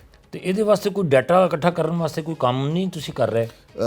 ਅਸੀਂ ਵੀ ਕਰ ਰਹੇ ਹੈਗੇ ਹਾਂ, ਹਕੂਮਤ ਵੀ ਕਰ ਰਹੀ ਹੈਗੀ ਹੈ, ਬਾਕੀ ਅਦਾਰੇ ਵੀ ਕਰ ਰਹੇ ਹੈਗੇ ਨੇ, ਲੇਕਿਨ ਇਹ ਜਦੋਂ ਤੱਕ ਲੋਕ ਵੀ ਆਪਣਾ ਇੰਦਰਾਜ ਨਹੀਂ ਕਰਾਉਣਗੇ, ਦੱਸਣਗੇ ਨਹੀਂ, ਪੀਰਾਂ ਫਕੀਰਾਂ ਕੋ ਜਾਣਗੇ, ਜਦੋਂ ਹਸਪਤਾਲਾਂ ਵਿੱਚ ਨਹੀਂ ਆਉਣਗੇ, ਡਾਕਟਰਾਂ ਕੋਲ ਨਹੀਂ ਆਉਣਗੇ, ਤੇ ਉਹ ਤੇ ਨਹੀਂ ਹੋ ਸਕਦਾ। ਖਾਨ ਸਾਹਿਬ, ਸੁੰਦਸ ਫਾਊਂਡੇਸ਼ਨ ਦੇ ਵਿੱਚ ਤੁਹਾਨੂੰ ਸਭ ਤੋਂ ਜ਼ਿਆਦਾ ਮਦਦ ਕਿਹਨੇ ਕੀਤੀ? ਸਭ ਤੋਂ ਜ਼ਿਆਦਾ ਸਾਥ ਤੁਹਾਡਾ ਕਿਹਨੇ ਦਿੱਤਾ? ਮੈਂ ਸਰ ਤੁਹਾਨੂੰ ਦੱਸਾਂ ਕਿ ਸੁੰਦਸ ਫਾਊਂਡੇਸ਼ਨ ਦੇ ਵਿੱਚ ਜਿੰਨੇ ਲੋਕ ਹੈਗੇ ਨੇ, ਸਭ ਤੋਂ ਪਹਿਲੇ ਤਾਂ ਮੈਂ ਆਪਣੇ ਭੈਣ ਭਰਾਵਾਂ ਦਾ ਕਹਾਂਗਾ ਕਿ ਉਹਨਾਂ ਨੇ ਮੇਰਾ ਸਾਥ ਦਿੱਤਾ, ਅਤੇ ਉਹਦੇ ਬਾਅਦ ਜਿਹੜਾ ਹੈਗਾ ਨਾ, ਸੁੰਦਸ ਫਾਊਂਡੇਸ਼ਨ ਦੇ ਹਰ ਵਰਕਰ ਨੇ, ਜਿਹੜਾ ਉਹਦਾ ਹਰ ਵਰਕਰ ਉਹਨੇ ਸਾਥ ਦਿੱਤਾ। ਜਿਹੜੇ ਰਜ਼ਾਕਾਰ ਹੈਗੇ ਨੇ ਉਹਨਾਂ ਨੇ ਸਾਥ ਦਿੱਤਾ। ਅਤੇ ਸ਼ੁਰੂ ਦੇ ਵਿੱਚ ਜਿਸ ਤਰ੍ਹਾਂ ਸੁੰਦਸ ਦੇ ਵਾਲਿਦ ਹਾਜੀ ਸਰਫਰਾਜ਼ ਸਾਹਿਬ, ਹਾਜੀ ਇਕਬਾਲ ਸਾਹਿਬ, ਉਹਦੇ ਬਾਅਦ ਜਿਹੜਾ ਹੈਗਾ ਨਾ, ਮੈਂ ਤੁਹਾਨੂੰ ਇੱਕ ਗੱਲ ਦੱਸਣਾ ਚਾਹੁੰਦਾ ਹੈਗਾ ਵਾਂ ਕਿ ਅੱਜ ਜੋ ਸੁੰਦਸ ਫਾਊਂਡੇਸ਼ਨ ਹੈਗਾ, ਸੁੰਦਸ ਫਾਊਂਡੇਸ਼ਨ ਦਾ ਉਹ ਨਾਂ ਅਤੇ ਉਹ ਮਕਾਮ ਨਾ ਹੁੰਦਾ ਅਗਰ ਸੁੰਦਸ ਫਾਊਂਡੇਸ਼ਨ ਨੂੰ ਮੁੰਨੂ ਬਾਈ ਮੁਯੱਸਰ ਨਾ ਆਉਂਦੇ। ਮੁੰਨੂ ਬਾਈ ਤੁਹਾਨੂੰ ਪਤਾ ਹੈਗਾ ਕਿ ਇੱਕ ਵੱਡਾ ਨਾਂ ਸੀ, ਅਤੇ ਸਾਡੇ ਵਾਸਤੇ ਤੇ ਅੱਜ ਵੀ ਆ ਗਿਆ। ਮੁੰਨੂ ਬਾਈ ਜਿਹੜੇ ਹੈਗੇ ਨੇ, ਉਹ ਨਾ ਸਿਰਫ ਕਲਮਕਾਰ, ਅਦੀਬ, ਸ਼ਾਇਰ ਅਤੇ ਕਾਲਮ ਨਵੀਸ ਹੀ ਨਹੀਂ ਸੀ ਬਹੁਤ ਵੱਡੇ, ਉਹ ਬਹੁਤ ਵੱਡੇ ਇਨਸਾਨ ਵੀ ਹੈਗੇ ਸੀ। ਅਤੇ ਮੁੰਨੂ ਬਾਈ ਕੋ ਜਦੋਂ ਮੈਂ ਸ਼ੁਰੂ ਦੇ ਵਿੱਚ ਹੀ ਮਿਲਣ ਵਾਸਤੇ ਗਿਆ, ਅਤੇ ਉਹਨਾਂ ਨੂੰ ਮੈਂ ਕਿਹਾ ਕਿ ਸੁੰਦਸ ਫਾਊਂਡੇਸ਼ਨ ਦਾ ਤੁਸੀਂ ਵਿਜ਼ਿਟ ਕਰੋ। ਮੁਲਾਕਾਤ ਕਿਸ ਤਰ੍ਹਾਂ ਹੋਈ ਉਹਨਾਂ ਨਾਲ? ਦੇਖੋ, ਸੁੰਦਸ ਫਾਊਂਡੇਸ਼ਨ ਜਦੋਂ ਬਣ ਗਿਆ, ਅਤੇ ਮੇਰੀ ਖੁਆਇਸ਼ ਹੈਗੀ ਸੀ ਕਿ ਮੈਂ ਲੋਕਾਂ ਨੂੰ ਇਸ ਕੰਮ ਦਾ ਯਾਨੀ ਵਿਜ਼ਿਟ ਕਰਾਵਾਂ, ਲੋਕਾਂ ਨੂੰ ਦੱਸਾਂ ਕਿ ਅਸੀਂ ਥੈਲੇਸੀਮੀਆ ਦੇ ਮਰੀਜ਼ ਬੱਚਿਆਂ ਦੇ ਵਾਸਤੇ, ਹੀਮੋਫੀਲੀਆ ਦੇ ਮਰੀਜ਼ ਬੱਚਿਆਂ ਵਾਸਤੇ ਕੀ ਕੰਮ ਕਰ ਰਹੇ ਹਾਂ। ਅਤੇ ਮੈਂ ਗੁਜਰਾਂਵਾਲਾ ਤੋਂ ਲਾਹੌਰ ਆਇਆ, ਆਪਣੇ ਇੱਕ ਦੋਸਤ ਨਾਲ ਮਸ਼ਵਰਾ ਕੀਤਾ ਹੈਗਾ ਕਿ ਮੈਂ ਕਿਹਾ ਯਾਰ ਮੈਂ ਕਿਹੜੇ ਲੋਕਾਂ ਨੂੰ, ਉਹਦੇ ਵਿੱਚ ਸਭ ਤੋਂ ਪਹਿਲੇ ਦੋਸਤ ਨੇ ਕਿਹਾ ਕਿ ਤੁਸੀਂ ਜਿਹੜਾ ਹੈਗੇ ਨਾ, ਉਹ ਮੁੰਨੂ ਬਾਈ ਨਾਲ ਰਾਬਤਾ ਕਰੋ। ਅਤੇ ਮੈਂ ਮੁੰਨੂ ਬਾਈ ਨਾਲ ਰਾਬਤਾ ਕੀਤਾ। ਇਹ ਮੇਰੇ ਖਿਆਲ ਨਾਲ 2001 ਦੀ ਗੱਲ ਹੈਗੀ ਹੈ, ਤਕਰੀਬਨ 2001 ਦੀ ਗੱਲ ਹੈਗੀ। ਉਹਨਾਂ ਦੇ ਘਰ ਮੈਂ ਰਿਵਾਜ਼ ਗਾਰਡਨ ਗਿਆ, ਅਤੇ ਉਹਨਾਂ ਨੂੰ ਮੈਂ ਦਰਖਾਸਤ ਕੀਤੀ ਕਿ ਤੁਸੀਂ ਸੁੰਦਸ ਫਾਊਂਡੇਸ਼ਨ ਦਾ ਦੌਰਾ ਕਰੋ, ਸੁੰਦਸ ਫਾਊਂਡੇਸ਼ਨ ਦੇ ਮਰੀਜ਼ ਬੱਚਿਆਂ ਨੂੰ ਮਿਲੋ, ਉਹਨਾਂ ਨੂੰ ਦੇਖੋ। ਅਤੇ ਉਹਨਾਂ ਨੇ ਮੇਰੀ ਇਹ ਦਾਵਤ ਕਬੂਲ ਕਰ ਲਈ, ਅਤੇ ਉਹ ਤਕਰੀਬਨ 2-3 ਦਿਨਾਂ ਬਾਅਦ ਜਿਹੜੇ ਹੈਗੇ ਨੇ, ਉਹ ਗੁਜਰਾਂਵਾਲਾ ਤਸ਼ਰੀਫ ਲੈ ਕੇ ਆਏ, ਅਤੇ ਗੁਜਰਾਂਵਾਲਾ ਵਿੱਚ ਉਹਨਾਂ ਨੂੰ ਅਸੀਂ ਆਪਣਾ ਕੰਮ ਦਿਖਾਇਆ, ਉਹ ਮਰੀਜ਼ਾਂ ਨਾਲ ਮਿਲਵਾਇਆ, ਉਹਨਾਂ ਮਾਵਾਂ ਨਾਲ ਮਿਲਵਾਇਆ। ਅਤੇ ਜਦੋਂ ਆਏ, ਉਹਨਾਂ ਨੇ ਕੰਮ ਦੇਖਿਆ, ਉਹ ਮਰੀਜ਼ਾਂ ਨੂੰ ਮਿਲੇ, ਅਤੇ ਉਹ ਦਿਨ ਸੀ, ਅਤੇ ਮੈਂ ਸਮਝਦਾ ਅੱਜ ਦਾ ਦਿਨ ਵੀ ਆ ਗਿਆ। ਜਿੰਨਾ ਕੰਮ ਮੁੰਨੂ ਬਾਈ ਨੇ ਸੁੰਦਸ ਫਾਊਂਡੇਸ਼ਨ ਵਾਸਤੇ ਕੀਤਾ, ਉਹ ਸ਼ਾਇਦ ਮੈਂ ਵੀ ਨਹੀਂ ਕਰ ਸਕਿਆ ਗਿਆ, ਜਾਂ ਉਹ ਸ਼ਾਇਦ ਕੋਈ ਹੋਰ ਵੀ ਨਹੀਂ ਕਰ ਸਕਿਆ ਗਿਆ। ਉਹ ਮਾਸ਼ਰੇ ਵਾਸਤੇ ਕੰਮ ਕਰਦੇ ਹੈਗੇ ਸੀ, ਆਪਣੇ ਕਲਮ ਦੇ ਜ਼ਰੀਏ ਵੀ। ਉਹਦੇ ਬਾਅਦ ਜਿਹੜਾ ਹੈਗਾ ਸੁੰਦਸ ਫਾਊਂਡੇਸ਼ਨ ਦੀ ਸੂਰਤ ਦੇ ਵਿੱਚ ਵੀ ਉਹਨਾਂ ਨੇ ਕੰਮ ਕੀਤਾ। ਅਤੇ ਮੈਂ ਸਮਝਦਾ ਹੈਗਾ ਵਾਂ ਕਿ ਅਗਰ ਰੱਬ ਤਾਲਾ ਦੀ ਜ਼ਾਤ ਮੁੰਨੂ ਬਾਈ ਨੂੰ ਕੁਛ ਹੋਰ ਵੜੇ ਦੇ ਜਾਂਦੀ, ਜ਼ਿੰਦਗੀ ਦੇ ਸਾਲ ਦੇ ਜਾਂਦੀ, ਅਤੇ ਸ਼ਾਇਦ ਜਿਹੜਾ ਹੈਗਾ ਨਾ, ਉਹ ਸੁੰਦਸ ਫਾਊਂਡੇਸ਼ਨ ਮਜ਼ੀਦ ਫਲਦਾ ਫੁੱਲਦਾ। ਲੇਕਿਨ ਮੈਂ ਰੱਬ ਤਾਲਾ ਦੀ ਜ਼ਾਤ ਦਾ ਸ਼ੁਕਰ ਅਦਾ ਕਰਦਾ ਹੈਗਾ ਵਾਂ ਕਿ ਮੁੰਨੂ ਬਾਈ ਜਿਸ ਤਰ੍ਹਾਂ ਸੁੰਦਸ ਫਾਊਂਡੇਸ਼ਨ ਨੂੰ ਰੱਬ ਤਾਲਾ ਦੀ ਜ਼ਾਤ ਨੇ ਨਵਾਜ਼ਿਆ ਜਾਂ ਦਿੱਤਾ, ਉਸੇ ਤਰ੍ਹਾਂ ਖਾਲਿਦ ਅਬਾਸ ਡਾਰ ਸਾਹਿਬ ਵੀ ਸਾਡੇ ਕੋਲ ਮੌਜੂਦ ਹੈਗੇ ਨੇ। ਉਹ ਹਰ ਬਲੱਡ ਕੈਂਪ ਦੇ ਵਿੱਚ ਜਾਂਦੇ ਹੈਗੇ ਨੇ। ਉਹਨਾਂ ਨੇ ਵੀ ਇਸ ਅਦਾਰੇ ਵਾਸਤੇ ਬਹੁਤ ਕੰਮ ਨਾ ਸਿਰਫ ਕੀਤਾ, ਬਲਕਿ ਅੱਜ ਤੱਕ ਕਰ ਰਹੇ ਹੈਗੇ ਨੇ। ਅਗਰ ਕਿਸੇ ਕਾਲਜ ਜਾਂ ਯੂਨੀਵਰਸਿਟੀ ਦੇ ਵਿੱਚ ਜਾਂ ਕਿਸੇ ਸ਼ਹਿਰ ਦੇ ਵਿੱਚ ਉਹ ਸਵੇਰ 7-8 ਵਜੇ ਵੀ ਜਾਂ 9 ਵਜੇ ਵੀ ਕੈਂਪ ਸਟਾਰਟ ਹੁੰਦਾ ਹੈ ਤੇ ਖਾਲਿਦ ਅਬਾਸ ਡਾਰ ਸਾਹਿਬ ਜਿਹੜਾ ਹੈਗੇ ਨਾ ਉੱਥੇ ਪਹੁੰਚ ਜਾਂਦੇ ਹੈਗੇ ਨੇ। ਇਸੇ ਤਰ੍ਹਾਂ ਸੁਹੇਲ ਵੜਾਈ ਸਾਹਿਬ ਹੈਗੇ ਨੇ ਜਿਹੜੇ ਇਸ ਟਾਈਮ ਸਾਡੇ ਪੈਟਰਨਰ ਹੈਗੇ ਨੇ, ਉਹ ਵੀ ਕੰਮ ਕਰਦੇ ਹੈਗੇ ਨੇ। ਸੁਹੇਲ ਅਹਿਮਦ ਅਜ਼ੀਜ਼ੀ ਸਾਹਿਬ ਹੈਗੇ ਨੇ, ਉਹ ਵੀ ਸਾਡੇ ਵਾਸਤੇ ਕੰਮ ਕਰਦੇ ਹੈਗੇ ਨੇ। ਹੋਰ ਬਹੁਤ ਸਾਰੇ ਲੋਕ ਹੈਗੇ ਨੇ। ਮੰਨੂ ਭਾਈ ਦਾ ਜਿਹੜੇ ਸੁੰਦਰਸ ਫਾਊਂਡੇਸ਼ਨ ਦੇ ਫੈਸਲੇ ਸਨ ਜੀ, ਇਹਨਾਂ ਦੇ ਹਵਾਲੇ ਨਾਲ ਕੀ ਉਹਨਾਂ ਦਾ ਕਿਰਦਾਰ ਰਿਹਾ? ਸੁੰਦਰਸ ਫਾਊਂਡੇਸ਼ਨ ਦੇ ਜਿਸ ਤਰ੍ਹਾਂ ਮੈਂ ਤੁਹਾਨੂੰ ਦੱਸਿਆ ਗਿਆ ਕਿ ਮੰਨੂ ਭਾਈ ਚੇਅਰਮੈਨ ਹੈਗੇ ਸੀ ਤੇ ਚੇਅਰਮੈਨ ਨੂੰ ਤੁਹਾਨੂੰ ਪਤਾ ਸਾਰੀ ਪਾਵਰਸ ਜਿਹੜੀਆਂ ਹੈਗੀਆਂ ਨੇ ਹਾਸਲ ਹੁੰਦੀਆਂ ਹੈਗੀਆਂ ਨੇ। ਸੁੰਦਰਸ ਫਾਊਂਡੇਸ਼ਨ ਦਾ ਬੋਰਡ ਆਫ ਡਾਇਰੈਕਟਰ ਵੀ ਹੈਗੇ, ਉਹ ਸਾਰੇ ਫੈਸਲੇ ਜਿਹੜੇ ਹੈਗੇ ਨੇ ਜਿਹੜੇ ਵੀ ਉਹ ਕਰਦੇ ਹੈਗੇ ਸੀ, ਉਹ ਪਹਿਲੇ ਤਾਂ ਮੈਂ ਗੱਲ ਦੱਸ ਦੇਵਾਂ ਕਿ ਉਹ ਹਰ ਫੈਸਲਾ ਮੈਰਿਟ ਦੇ ਉੱਤੇ ਕਰਦੇ ਹੈਗੇ ਸੀ। ਉਹਨਾਂ ਦੇ ਫੈਸਲਿਆਂ ਵਿੱਚ ਕੋਈ ਝੋਲ ਨਹੀਂ ਸੀ ਹੁੰਦੀ ਹੈਗੀ ਕਿਸੇ ਇੱਕ ਤਰਫ। ਜਿਹੜਾ ਫੈਸਲਾ ਕਰਨਾ ਹੈਗਾ ਸੀ ਉਹ ਕਾਨੂੰਨ ਤੇ ਕਾਇਦੇ ਦੇ ਮੁਤਾਬਿਕ ਕਰਦੇ ਹੈਗੇ ਸੀ ਤੇ ਉਹਨਾਂ ਦਾ ਫੈਸਲਾ ਜਿਹੜਾ ਹੈਗਾ ਨਾ ਹਰ ਸਾਨੂੰ ਮਨਜ਼ੂਰ ਹੁੰਦਾ ਹੈਗਾ ਸੀ ਤੇ ਉਹਨਾਂ ਨੇ ਅੱਜ ਤੱਕ ਕੋਈ ਐਸਾ ਫੈਸਲਾ ਨਹੀਂ ਕੀਤਾ ਜਿਹੜਾ ਕਿ ਬਿਹਤਰ ਫੈਸਲਾ ਨਾ ਹੋਏ। ਬਿਲਕੁਲ ਠੀਕ ਹੈ। ਤੇ ਕੋਈ ਐਸਾ ਮਖਸੂਸ ਵਾਕਿਆ, ਕੋਈ ਐਸਾ ਮਖਸੂਸ ਲਮਹਾ ਜਿਹੜਾ ਉਹਨਾਂ ਦੇ ਨਾਲ ਤੁਸੀਂ ਗੁਜ਼ਾਰਿਆ ਹੋਵੇ ਤੇ ਅੱਜ ਵੀ ਯਾਦ ਹੋਵੇ? ਇੱਕ ਲਮਹਾ ਨਹੀਂ ਹੈਗਾ, ਉਹ ਕਈ ਲਮਹੇ ਹੈਗੇ ਨੇ। ਇੱਕ ਤਾਂ ਵਾਕਿਆ ਹੈ ਕਿ ਮੇਰੀਆਂ ਬੱਚੀਆਂ ਜਿਹੜੀਆਂ ਹੈਗੀਆਂ ਸਕੂਲ ਦੇ ਵਿੱਚ ਪੜ੍ਹਦੀਆਂ ਹੈਗੀਆਂ ਸੀ ਤੇ ਕਿਸੇ ਵਜ੍ਹਾ ਦੇ ਨਾਲ ਥੋੜ੍ਹੀ ਤੰਗੀ ਦੀ ਵਜ੍ਹਾ ਦੇ ਨਾਲ ਮੈਂ ਆਪਣੇ ਬੱਚਿਆਂ ਦੀ ਫੀਸ 2 ਮਹੀਨੇ ਦੀ ਨਹੀਂ ਦੇ ਸਕਿਆ ਗਿਆ ਤੇ ਮੰਨੂ ਭਾਈ ਨਾਲ, ਕਿਉਂਕਿ ਮੈਂ ਨਾਲ ਹੁੰਦਾ ਹੈਗਾ ਸੀ ਤਕਰੀਬਨ ਹਰ ਵਕਤ। ਅਗਰ ਉਹਨਾਂ ਨੇ ਕਿਤੇ ਵਿਆਹ 'ਤੇ ਵੀ ਜਾਣਾ ਹੁੰਦਾ ਸੀ, ਕਿਤੇ ਵੀ ਜਾਣਾ ਹੁੰਦਾ ਸੀ ਤੇ ਮੈਂ ਨਾਲ ਉਹਨਾਂ ਦੇ ਹੁੰਦਾ ਹੈਗਾ ਸੀ।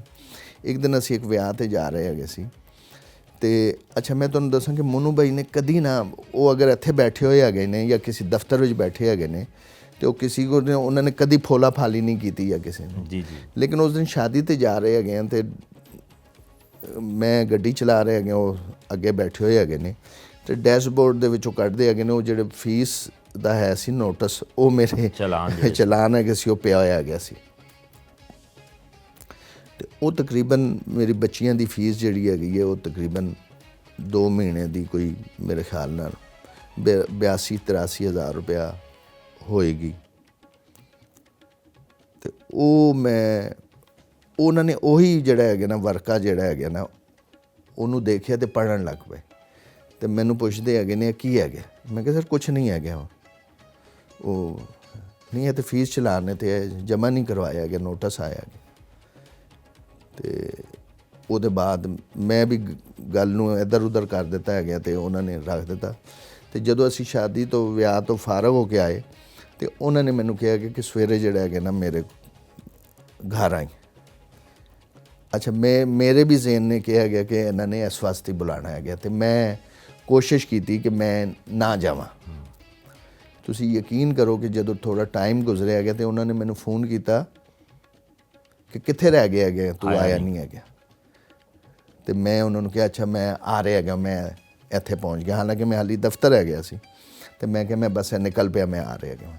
ਅੱਛਾ ਮੈਨੂੰ ਉੱਥੇ ਜਾਣਾ ਪਿਆ। ਜਦੋਂ ਮੈਂ ਦਰਵਾਜ਼ਾ ਨੌਕ ਕੀਤਾ ਉਹਨਾਂ ਨੇ ਆਪ ਹੀ ਖੋਲ੍ਹਿਆ ਗਿਆ ਤੇ ਜਿੱਥੇ ਉਹ ਕਾਲਮ ਲਿਖਦੇ ਹੁੰਦੇ ਸੀ ਟੇਬਲ 'ਤੇ ਆਪਣੇ, ਤੇ ਉੱਥੇ ਹੀ ਮੈਂ ਉੱਥੇ ਬੈਠ ਗਿਆ ਤੇ ਆਪਣੇ ਦਰਾਜ਼ ਦੇ ਵਿੱਚੋਂ ਇੱਕ ਲਿਫਾਫਾ ਕੱਢਿਆ ਤੇ ਉਹ ਮੈਨੂੰ ਦੇ ਦਿੱਤਾ ਹੈਗਾ ਤੇ ਇਹ ਫੀਸ ਜਮ੍ਹਾਂ ਕਰਾ। ਤੇ ਮੈਂ ਕਿਹਾ ਨਹੀਂ ਮੈਂ ਕਰਾ ਦੇਵਾਂਗਾ 1-2 ਦਿਨ ਦੇ ਵਿੱਚ। ਕਹਿੰਦੇ ਨਹੀਂ ਉਹ ਮੇਰੀਆਂ ਵੀ ਬੱਚੀਆਂ ਹੈਗੀਆਂ ਨੇ। ਤੇ ਦੇਖੋ ਇੱਕ ਤਾਂ ਇਹ ਵਾਕਿਆ ਹੋ ਗਿਆ। ਹੋਰ ਐਸੇ ਵਾਕਿਆਤ ਸੁੰਦਰਸ ਫਾਊਂਡੇਸ਼ਨ ਦੇ ਬੱਚਿਆਂ ਵਾਸਤੇ ਕਿ ਉਹ ਯਾਨੀ ਦਫ਼ਤਰ ਆਏ ਹੈਗੇ ਨੇ। ਅੱਛਾ ਫਿਰ ਆਪਣੀ ਜ਼ਿੰਦਗੀ ਦੇ ਵਿੱਚ ਬੜੇ ਸਾਲ ਉਹਨਾਂ ਨੇ ਸੁੰਦਰਸ ਫਾਊਂਡੇਸ਼ਨ ਦੇ ਦਫ਼ਤਰ ਵਿੱਚ ਹੀ ਕਾਲਮ ਲਿਖਦੇ ਰਹੇ ਹੈਗੇ। ਉਹ ਕਾਲਮ ਲਿਖ ਰਹੇ ਹੁੰਦੇ ਉੱਥੇ ਤੇ ਕਿਸੇ ਬੱਚੇ ਨੂੰ ਸੂਈ ਲੱਗਣੀ ਤੇ ਉਹਨੇ ਰੋ ਰਿਹਾ ਹੁੰਦਾ ਨਾ, ਸਾਨੂੰ ਆਵਾਜ਼ ਨਾ ਆਣੀ ਲੇਕਿਨ ਉਹਨਾਂ ਨੂੰ ਆਵਾਜ਼ ਆ ਜਾਣੀ। ਉਹਨਾਂ ਨੇ ਉਸੀ ਕੁਰਸੀ ਦੇ ਉੱਤੇ ਜਾਂ ਉਸੀ ਬੈੱਡ ਦੇ ਉੱਤੇ ਜਾਣਾ ਜਿੱਥੇ ਉਸ ਬੱਚਾ ਰੋ ਰਿਹਾ ਹੁੰਦਾ ਹੈਗਾ ਸੀ ਤੇ ਉਹਨੂੰ ਜਾ ਕੇ ਜਿਹੜਾ ਹੈਗਾ ਨਾ ਉਹਨੂੰ ਖੂਨ ਵੀ ਲੱਗਿਆ ਹੋਇਆ ਹੈਗਾ ਤੇ ਉਹਨੂੰ ਉੱਥੇ ਪਿਆਰ ਵੀ ਕਰ ਰਹੇ ਹੈਗੇ ਨੇ, ਮੱਥੇ ਵੀ ਚੁੰਮ ਰਹੇ ਹੈਗੇ ਨੇ ਤੇ ਉਹ ਕਰ ਰਹੇ ਹੈਗੇ। ਤੇ ਮੈਂ ਕਹਿੰਦਾ ਮੈਨੂੰ ਬਈ ਨਾ ਉਹ ਜ਼ਰਾ ਬਲੱਡ ਲੱਗਿਆ ਹੋਇਆ ਤੇ ਉਹਨੂੰ ਕਹਿੰਦਾ ਨਹੀਂ ਮੈਨੂੰ ਇਹਨਾਂ ਦੇ ਵਿੱਚੋਂ ਜਿਹੜਾ ਹੈਗਾ ਨਾ ਜੰਨਤ ਦੀ ਖੁਸ਼ਬੂ ਆਉਂਦੀ ਹੈਗੀ। ਅਹਿਮ ਵਾਕਿਆ ਸੁਣਾਉਂਦਾ ਹੈਗਾ ਵਾ। ਤੁਹਾਨੂੰ ਪਤਾ ਹੈਗਾ ਕਿ ਮੰਨੂ ਬਾਈ ਦਾ ਤਕਰੀਬਨ ਜਦੋਂ 2010 ਹੈਗੇ ਸੀ ਮੇਰੇ ਖਿਆਲ ਨਾਲ ਮਨੂ ਬਾਈ ਬ੍ਰੇਨ ਹੈਮਰੇਜ ਹੋਇਆ ਉਹਨਾਂ ਨੇ, ਅਤੇ ਉਹ ਵੈਂਟੀਲੇਟਰ 'ਤੇ ਤਕਰੀਬਨ 20-22 ਦਿਹਾੜੇ ਜਿਹੜੇ ਹੈਗੇ ਨੇ ਉਹ ਵੈਂਟੀਲੇਟਰ 'ਤੇ ਰਹੇ, ਅਤੇ ਬੜੀ ਕ੍ਰਿਟੀਕਲ ਕੰਡੀਸ਼ਨ ਹੈਗੇ ਸੀ। ਅਤੇ ਅਸੀਂ ਅਤੇ ਸੁੰਦਰਸ ਦੇ ਤਮਾਮ ਬੱਚੇ ਜਿਹੜੇ ਹੈਗੇ ਨੇ ਦੁਆ ਮੰਗ ਰਹੇ ਹੈਗੇ ਸੀ, ਅਤੇ ਪੂਰਾ ਮੁਲਕ ਉਹਨਾਂ ਵਾਸਤੇ ਦੁਆ ਕਰ ਰਿਹਾ ਹੈਗਾ ਸੀ। ਅਤੇ ਉੱਥੇ ਹੀ ਥੈਲੇਸੀਮੀਆ ਦੇ ਅਤੇ ਹੀਮੋਫੀਲੀਆ ਦੇ ਅਤੇ ਬਲੱਡ ਕੈਂਸਰ ਦੇ ਬੱਚੇ ਵੀ ਰੋਜ਼ਾਨਾ ਦੀ ਬੁਨਿਆਦ 'ਤੇ ਉਹਨਾਂ ਦੇ ਵਾਲਦੈਨ ਸਾਰੇ ਜਿਹੜੇ ਹੈਗੇ ਨੇ ਸੈਂਟਰਾਂ ਦੇ ਵਿੱਚ ਵੀ ਦੁਆ ਕਰਦੇ ਸੀ, ਆਪਣੇ ਘਰਾਂ ਵਿੱਚ ਵੀ ਦੁਆ ਕਰਦੇ ਸੀ। ਅਤੇ ਜਦੋਂ ਰੱਬ ਤਾਲਾ ਦੀ ਜ਼ਾਤ ਨੇ ਕਰਮ ਕੀਤਾ ਹੈਗਾ ਕਿ 20-22 ਦਿਨਾਂ ਬਾਅਦ ਜਦੋਂ ਵੈਂਟੀਲੇਟਰ 'ਤੇ ਉਤਰੇ, ਅਤੇ ਉਸ ਟਾਈਮ ਮੈਂ ਜਦੋਂ ਉਹਨਾਂ ਨੂੰ ਵੈਂਟੀਲੇਟਰ 'ਤੇ ਲਾ ਰਿਹਾ ਗਿਆ ਸੀ ਅਤੇ ਮੈਂ ਮੌਜੂਦ ਹੈਗਾ ਸੀ। ਜਦੋਂ ਵੈਂਟੀਲੇਟਰ 'ਤੇ ਲਾਇਆ ਉਹਨਾਂ ਨੂੰ, ਅਤੇ ਥੋੜ੍ਹੀ ਦੇਰ ਬਾਅਦ ਮਨੂ ਬਾਈ ਨੂੰ ਹੋਸ਼ ਆਇਆ, ਅਤੇ ਉਹਨਾਂ ਨੇ ਮੇਰਾ ਇਹ ਵਾਲਾ ਹੱਥ ਫੜ ਕੇ, ਯਾਨੀ ਖੱਬਾ ਹੱਥ ਫੜ ਕੇ, ਅਤੇ ਇਸ ਤਰ੍ਹਾਂ ਕੀਤਾ, ਅਤੇ ਉਹਨਾਂ ਦੇ ਅਲਫਾਜ਼ ਜਿਹੜੇ ਹੈਗੇ ਸੀ, ਤੁਸੀਂ ਯਕੀਨ ਕਰੋ ਕਿ ਮੈਂ ਅੱਜ ਵੀ ਉਹ ਮੈਨੂੰ ਯਾਦ ਆਉਂਦੇ ਹੈਗੇ ਨੇ, ਮਜ਼ਬੂਤੀ ਨਾਲ ਫੜ ਕੇ, ਅਤੇ ਕਹਿੰਦੇ ਹੈਗੇ ਤੈਨੂੰ ਪਤਾ ਹੈਗਾ ਕਿ ਰੱਬ ਤਾਲਾ ਦੀ ਜ਼ਾਤ ਨੇ ਜਿਹੜੀਆਂ ਮੇਰੀਆਂ ਸਾਵਾਂ ਬਹਾਲ ਕੀਤੀਆਂ ਹੈਗੀਆਂ ਨੇ ਜਾਂ ਮੈਨੂੰ ਦੂਸਰੀ ਜ਼ਿੰਦਗੀ ਦਿੱਤੀ ਹੈਗੀ ਹੈ, ਇਹ ਉਹ ਥੈਲੇਸੀਮੀਆ ਅਤੇ ਹੀਮੋਫੀਲੀਆ ਦੇ ਬੱਚਿਆਂ ਦੀਆਂ ਦੁਆਵਾਂ ਦਾ ਨਤੀਜਾ ਹੈਗਾ। ਅਤੇ ਇਹੋ ਜਿਹੇ ਹੋਰ ਬੜੇ ਵਾਕਿਆਤ ਹੈਗੇ ਨੇ, ਅਤੇ ਬਸ ਮੈਂ ਤਾਂ ਮਨੂ ਬਾਈ ਵਾਸਤੇ ਦੁਆ ਕਰ ਸਕਦਾ ਹੈਗਾ ਵਾ। ਮਨੂ ਬਾਈ ਦੁਨੀਆ ਵਿੱਚੋਂ ਤਾਂ ਚਲੇ ਗਏ ਹੈਗੇ ਨੇ, ਲੇਕਿਨ ਸੁੰਦਰਸ ਫਾਊਂਡੇਸ਼ਨ ਦੇ ਅਤੇ ਉਹ ਸਾਰੇ ਥੈਲੇਸੀਮੀਆ ਦੇ ਬੱਚਿਆਂ ਵਾਸਤੇ ਜਿਨ੍ਹਾਂ ਵਾਸਤੇ ਉਹਨਾਂ ਨੇ ਕੰਮ ਕੀਤਾ ਹੈਗਾ, ਉਹਨਾਂ ਦੇ ਦਿਲਾਂ ਅਤੇ ਦਿਮਾਗਾਂ ਦੇ ਵਿੱਚ ਅਤੇ ਉਹਨਾਂ ਦੀਆਂ ਅੱਖਾਂ ਵਿੱਚ ਅੱਜ ਵੀ ਜ਼ਿੰਦਾ ਹੈਗੇ ਨੇ। ਬੇਸ਼ੱਕ ਬੇਸ਼ੱਕ, ਬਿਲਕੁਲ ਠੀਕ।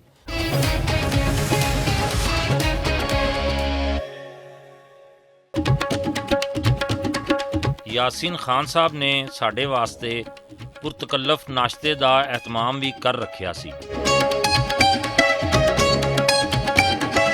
ਨਾਸ਼ਤੇ ਤੋਂ ਬਾਅਦ ਅਸੀਂ ਸੁੰਦਰਸ ਫਾਊਂਡੇਸ਼ਨ ਦੇ ਦਫ਼ਤਰ ਦੀ ਤਰਫ ਰਵਾਨਾ ਹੋਏ।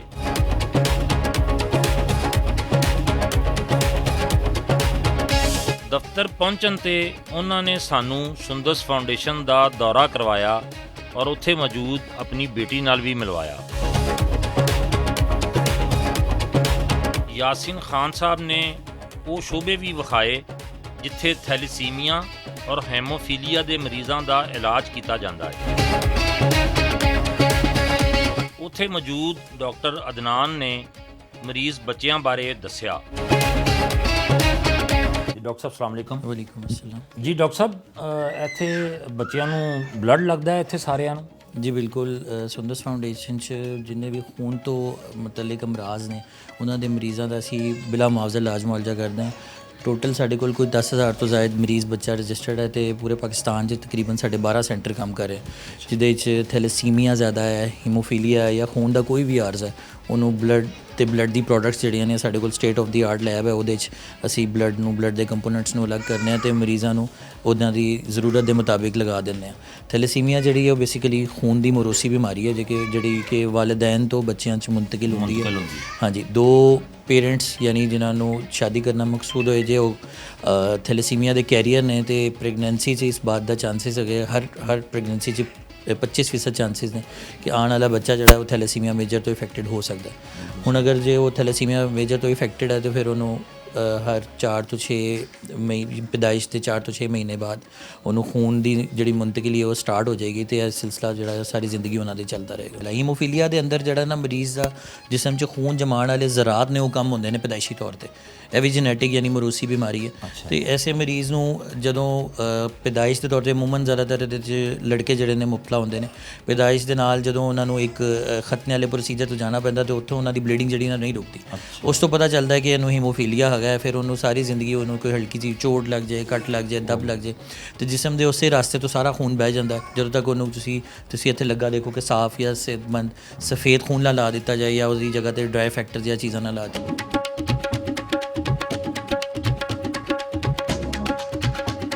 ਬਾਅਦ ਵਿੱਚ ਡਾਕਟਰ ਅਦਨਾਨ ਨੇ ਲੈਬੋਰਟਰੀ ਦਾ ਦੌਰਾ ਵੀ ਕਰਵਾਇਆ।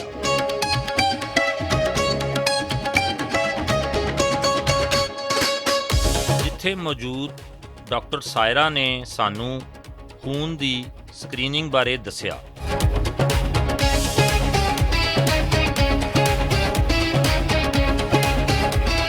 ब्लड को यहाँ स्क्रीन किया जाता है हेपेटाइटिस बी, सी, सिफिलिस और मलेरिया। ये वो तमाम बीमारियाँ हैं जो खून लगने से बच्चों में हो सकती मुंतकिल हो हैं। सकती तो हमारी कोशिश ये होती है कि जो थैलेसीमिया के मरीज़ हैं, ऑलरेडी उनको एक बीमारी है, तो ये इनको कोई और हमारी तरफ से कोई बीमारी ना ट्रांसफ़र हो जाए या खून लगने की वजह से। तो मुकम्मल तौर पे हमारे पास जो हाई स्टैंडर्ड का इक्विपमेंट है वो मौजूद है। हम उस पर टेस्टिंग करते हैं, जिसको क्लाया मेथड से कहते हैं टेस्टिंग, वो की जाती है। ਇੱਥੇ ਆਮ ਤੌਰ ਤੇ ਸਕਰੀਨਿੰਗ ਦਾ ਸਭ ਤੋਂ ਵੱਡਾ ਮਸਲਾ ਜੀ, ਬਣਦਾ ਹੈ। ਜੀ, ਜੀ, ਬਿਲਕੁਲ। ਬਹੁਤ ਸਾਰੀਆਂ ਲੈਬਸ ਜਿਹੜੀਆਂ ਨੇ ਉਹ ਗਲਤ ਰਿਪੋਰਟਾਂ ਦੇ ਦਿੰਦੀਆਂ ਨੇ ਤੇ ਅਗਰ ਬਲੱਡ ਦੀ ਸਕਰੀਨਿੰਗ ਸਹੀ ਤਰੀਕੇ ਨਾਲ ਨਾ ਹੋਈ ਹੋਵੇ बिल्कुल ਤੇ ਮਰੀਜ਼ ਵਾਸਤੇ ਤਾਂ ਜ਼ਿਆਦਾ ਮਸਲੇ बिल्कुल, ये सबसे ज़रूरी काम है कि जो बच्चों को खून लग रहा है वो सेफ़ हो।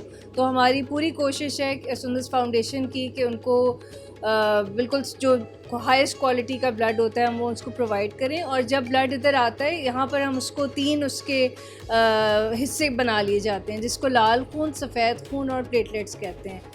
और जिस चीज़ हमारे पास थैलेसीमिया के अलावा हीमोफीलिया और दीगर जो खून के अमराज हैं उनके मरीज़ मौजूद है, और जिस चीज़ को जो ज़रूरत होती है हम उसको ਤੇ प्रोवाइड। ਜਿਹੜਾ ਪਲਾਜ਼ਮਾ ਹੈ ਇਹਨੂੰ ਅਲੱਗ ਕਰਨ ਦਾ ਵੀ सिस्टम ਤੁਹਾਡੇ ਕੋਲ जी ਇੱਥੇ जी ਆਇਆ ਹੈ। बिल्कुल, ये एक मशीन होती है, इसको क्रायोफ्यूज कहा जाता है। इस पर कंपोनेंट्स बना लिए जाते हैं होल ब्लड से, तो वो सारा सिस्टम हमारे पास मौजूद है।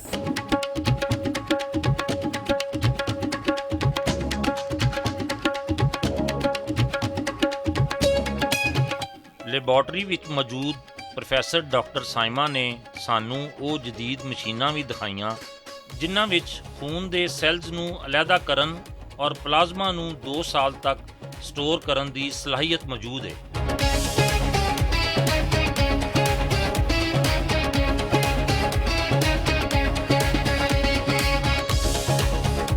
ਲੈਬ ਤੋਂ ਬਾਹਰ ਆਏ ਤੇ ਉੱਥੇ ਆਏ ਹੋਏ ਮਰੀਜ਼ਾਂ ਨਾਲ ਗੱਲਬਾਤ ਵੀ ਕੀਤੀ।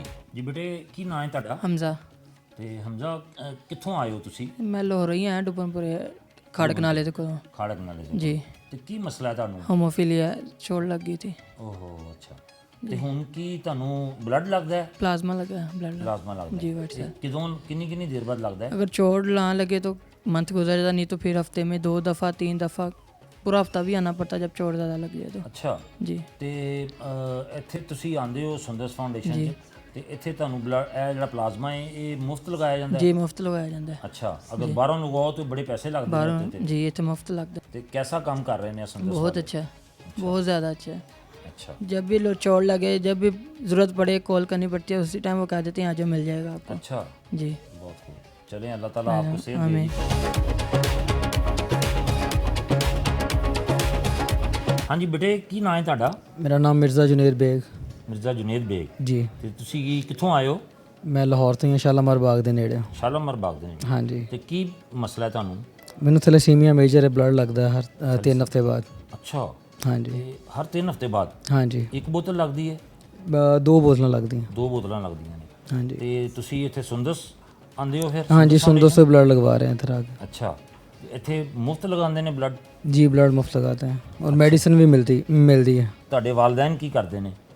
मेरे वालिद साहब ਜਿਹੜਾ ਹੈਗਾ ਨਾ ਮਜ਼ਦੂਰ ਨੇ, ਅੱਛਾ। ਔਰ ਮੈਂ ਖੁਦ ਜੋ ਹੈ ਨਾ ਫਿਲਹਾਲ CTA ਦੀ ਜੌਬ ਕਰ ਰਿਹਾ। ਮੇਰੇ ਘਰ ਦੇ ਨੇੜੇ ਹੈਗਾ ਕਾਲਜ, ਸ਼ਾਲੀਮਾਰ ਕਾਲਜ।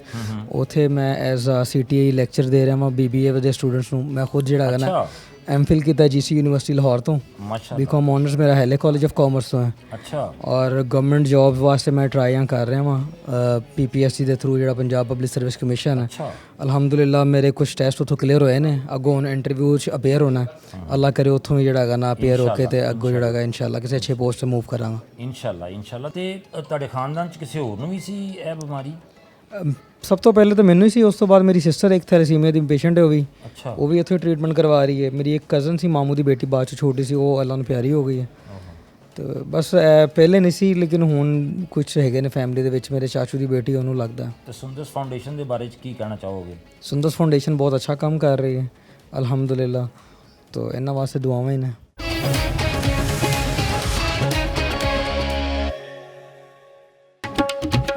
ਬਾਅਦ ਵਿੱਚ ਉਸ ਸ਼ੋਬੇ ਦਾ ਦੌਰਾ ਕੀਤਾ ਜਿੱਥੇ ਮਰੀਜ਼ਾਂ ਦੀ ਫਿਜ਼ੀਓਥੈਰੇਪੀ ਕੀਤੀ ਜਾ ਰਹੀ ਸੀ।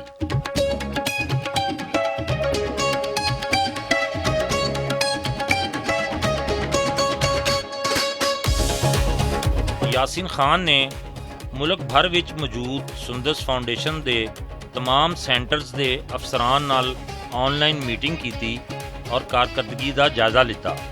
ਇਸ ਮੌਕੇ ਤੇ ਸੁੰਦਸ ਫਾਊਂਡੇਸ਼ਨ ਦੇ ਹੈੱਡ ਆਫਿਸ ਦਾ ਸਾਰਾ ਸਟਾਫ ਵੀ ਮੌਜੂਦ ਸੀ।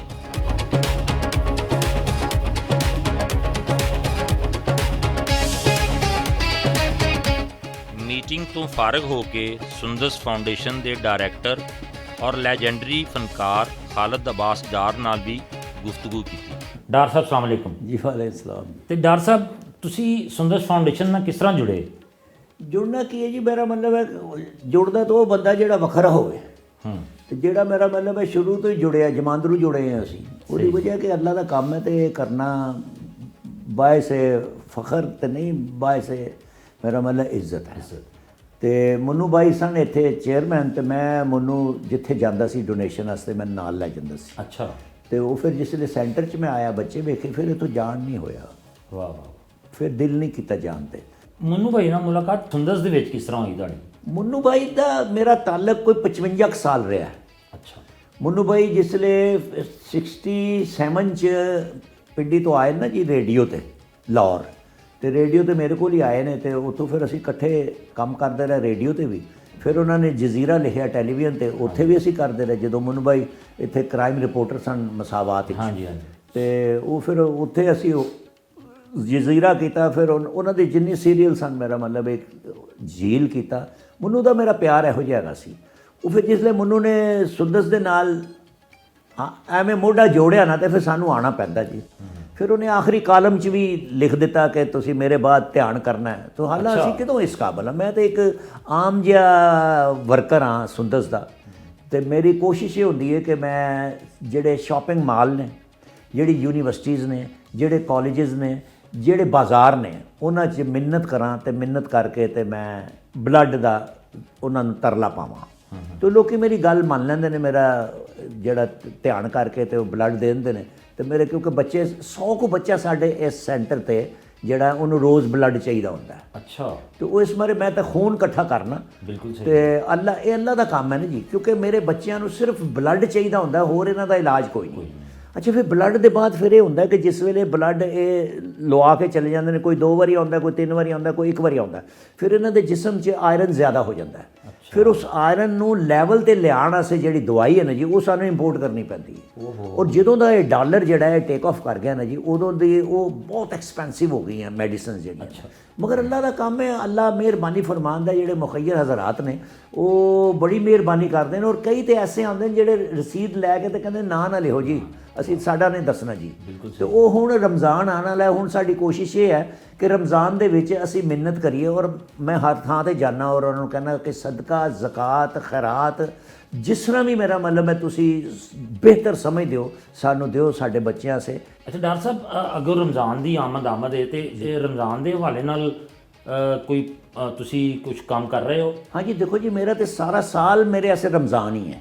ਮੈਂ ਤਾਂ ਮਿੰਨਤ ਕਰਨੀ ਹੁੰਦੀ ਜੀ, ਮੰਗਣਾ ਹੁੰਦਾ ਨਾ ਜੀ ਮੈਂ, ਕਿ ਮੈਨੂੰ ਸਦਕਾ ਦੇ ਦਿਓ, ਜ਼ਕਾਤ ਦੇ ਦਿਓ, ਖੈਰਾਤ ਦੇ ਦਿਓ। ਮੇਰੇ ਮਤਲਬ ਹੈ ਸਾਰੇ ਕੰਮ ਤੁਰਦੇ ਰਹਿਣ। ਰਮਜ਼ਾਨ 'ਚ ਇਹ ਹੈ ਕਿ ਅੱਲਾਹ ਤਾਲਾ ਅਜਰ ਵੀ ਜ਼ਿਆਦਾ ਦਿੰਦੇ ਨੇ। ਸਹੀ। ਔਰ ਕਿੰਨੇ ਗੁਣਾ ਜ਼ਿਆਦਾ ਮਿਲਦਾ ਜਿਹੜਾ ਬੰਦਾ ਜ਼ਕਾਤ ਦਿੰਦਾ ਹੈ ਜਾਂ ਸਦਕਾ ਦਿੰਦਾ ਹੈ, ਜਾਂ ਸਵਾਬ ਉਹਨੂੰ ਬਹੁਤ ਢੇਰ ਸਾਰਾ ਮਿਲਦਾ। ਤੇ ਹੁਣ ਰਮਜ਼ਾਨ 'ਚ ਇਹ ਹੈ ਕਿ ਡਿਫਰੈਂਟ ਜਗ੍ਹਾ 'ਤੇ ਜਾਵਾਂਗੇ, ਜਿਹੜੇ ਮਹਿਕਮੇ ਨੇ ਉਹਨਾਂ 'ਚ ਵੀ ਜਾਵਾਂਗੇ, ਔਰ ਮੁਖਤਲਿਫ ਆਰਗੇਨਾਈਜੇਸ਼ਨ ਨੂੰ ਜਾ ਕੇ ਮਿੰਨਤ ਕਰਾਂਗੇ ਕਿ ਤੁਸੀਂ ਜ਼ਕਾਤ ਤੇ ਦੇਣੀ ਹੈ, ਇਹ ਸਾਨੂੰ ਵੀ ਕੋਈ ਥੋੜ੍ਹੀ ਜਿਹੀ ਦੇ ਦਿਓ। ਬਿਲਕੁਲ ਠੀਕ ਹੈ। ਔਰ ਅਸੀਂ ਫੈਮਲੀਜ਼ ਨੇ, ਬੜੇ ਅੱਛੇ ਮੁਖੱਯਰ ਹਜ਼ਰਾਤ ਨੇ, ਉਹਨਾਂ ਕੋਲ ਵੀ ਜਾਵਾਂਗੇ ਕਿ ਜੀ ਤੁਸੀਂ ਠੀਕ ਹੈ। ਹਰ ਬੰਦੇ ਨੇ ਜ਼ਕਾਤ ਜਿਹੜੀ ਹੈ ਨਾ ਜੀ, ਉਹ ਫਿਕਸ ਕੀਤੀ ਹੈ ਕਿ ਮੈਂ ਤੇ 10 ਸਾਲਾਂ ਤੋਂ ਇਸ ਮਦਰਸੇ ਨੂੰ ਭੇਜਣੀ ਆ, ਅਸੀਂ ਤੇ ਜੀ ਸ਼ੁਰੂ ਤੋਂ ਇਹਨਾਂ ਨੂੰ ਦਿੰਦੇ ਹਾਂ। ਅਸੀਂ ਕਹਿੰਦੇ ਸਾਰਿਆਂ ਨੂੰ ਦਿਓ, ਸਾਰੇ ਅੱਛਾ ਕੰਮ ਪੈ ਕਰਦੇ, ਸਾਰੇ ਅੱਲਾ ਦੀ ਰਾਹ ਤੇ ਦਿੰਦੇ ਵੀ ਹੋ ਤੁਸੀਂ, ਤੇ ਉਹ ਅੱਲਾ ਵਾਸਤੇ ਕੰਮ ਵੀ ਕਰਦੇ ਨੇ। ਮਗਰ ਥੋੜਾ ਜਿਹਾ ਮੇਰਾ ਵੀ ਹਿੱਸਾ ਰੱਖੋ ਸੁੰਦਸ ਵਾਸਤੇ ਵੀ, ਕਿ ਸੁੰਦਸ ਇੱਕ ਐਸਾ ਅਦਾਰਾ ਹੈ 28 ਸਾਲ ਤੋਂ ਦਿਨ ਰਾਤ ਲਾ ਕੇ ਤੇ ਮੇਰਾ ਮਤਲਬ ਇੱਥੋਂ ਤੱਕ ਪਹੁੰਚੇ। ਡਾਕਟਰ ਸਾਹਿਬ, ਆਮ ਤੌਰ ਤੇ ਜਿਹੜਾ ਫਨਕਾਰ ਹੈ ਉਹਦੇ ਬਾਰੇ 'ਚ ਤੇ ਇਹੀ ਤਾਸਰ ਪਾਇਆ ਜਾਂਦਾ ਕਿ ਜੀ ਮਸਰੂਫ ਹੈ, ਆਪਣਾ ਥੀਏਟਰ ਕੀਤਾ, ਟੀਵੀ ਕੀਤਾ, ਫਿਲਮ ਕੀਤੀ ਔਰ ਬਸ ਫਾਰਗ। ਤੇ ਤੁਸੀਂ ਵੀ ਇੰਨੇ ਮਸਰੂਫ ਫਨਕਾਰ ਹੋ, ਇਸ ਦੇ ਬਾਵਜੂਦ ਇੱਧਰ ਜੁੜਨਾ, ਇਹਨੂੰ ਕਿਸ ਤਰ੍ਹਾਂ ਤੁਸੀਂ ਬਿਆਨ ਕਰੋਗੇ? ਨਹੀਂ, ਅੱਲਾ ਦਾ ਫਜ਼ਲ ਹੈ, ਮੈਂ ਰੋਜ਼ ਹੀ ਆਉਣਾ ਇੱਥੇ। ਔਰ 2-2.5 ਘੰਟੇ 3 ਘੰਟੇ 4 ਘੰਟੇ ਜਿੰਨੇ ਮੇਰਾ ਮਤਲਬ ਕੱਢ ਸਕਣਾ ਮੈਂ ਕੱਢ ਕੇ ਤੇ ਚਲੇ ਜਾਂਦਾ, ਜਿਹੜਾ ਕੰਮ ਹੁੰਦਾ ਇੱਥੇ ਕਰ ਲਈਦਾ। ਅਸੀਂ ਇਹ ਕਹਿ ਸਕਨੇ ਆ ਕਿ ਫਨਕਾਰ ਚੂੰਕਿ ਜ਼ਰਾ ਜ਼ਿਆਦਾ ਹਸਾਸ ਹੁੰਦਾ ਹੈ ਅੰਦਰੋਂ, ਤੇ ਸ਼ਾਇਦ ਉਹਦਾ ਲਗਾਓ ਜ਼ਿਆਦਾ ਹੋ ਜਾਂਦਾ ਹੈ ਇਹੋ ਜਿਹੇ ਕੰਮਾਂ ਦੇ ਵਿੱਚ। ਨਹੀਂ ਉਹ ਐਡਾ ਨਹੀਂ ਕੋਈ ਜ਼ਰੂਰੀ ਫਨਕਾਰ, ਕਿਉਂਕਿ ਜਾਣਿਆ ਜਾਂਦਾ ਹੈ, ਉਹਦਾ ਫੇਸ ਕਾਰਡ ਜਿਹੜਾ ਹੈ ਪਛਾਣਿਆ ਜਾਂਦਾ ਹੈ, ਉਹਦੇ ਤੇ ਇਤਬਾਰ ਕਰਦੇ ਨੇ। ਡਾਕਟਰ ਸਾਹਿਬ, ਇਹ ਥੈਲੇਸੀਮੀਆ ਜੈਸੇ ਮੌਜੀ ਮਰਜ਼ ਦੀ ਅਵੇਅਰਨੈਸ ਵਾਸਤੇ, ਇਹਦੀ ਆਗਾਹੀ ਵਾਸਤੇ ਵੀ ਤੁਸੀਂ ਕੁਝ ਕਰ ਰਹੇ ਹੋ? ਅੱਜ ਉਹ ਕੀਤਾ, ਦੇਖੋ ਆਪਣਾ KPK 'ਚ ਸਿੰਧ 'ਚ ਔਰ ਹੁਣ ਤੇ ਪੰਜਾਬ ਅਸੈਂਬਲੀ 'ਚ ਵੀ ਮਲਕ ਅਹਿਮਦ ਜਿਹੜੇ ਨੇ ਸਪੀਕਰ ਸਾਡੇ, ਉਹਨਾਂ ਨੇ ਬਿੱਲ ਦਿੱਤਾ ਸੀ, ਅਲੀ ਹੈਦਰ ਨੇ ਆਪਣਾ ਹਾਂਜੀ ਆਪਣਾ ਪਾਸ ਵੀ ਹੋ ਗਿਆ, ਯੂਸਰ ਰਜ਼ਾ ਗਿਲਾਨੀ ਦਾ ਜਿਹੜਾ ਬੇਟਾ ਨੇ ਉਹਨਾਂ ਨੇ ਬਿੱਲ ਪੇਸ਼ ਕੀਤਾ, ਉਹ ਪਾਸ ਵੀ ਹੋ ਗਿਆ।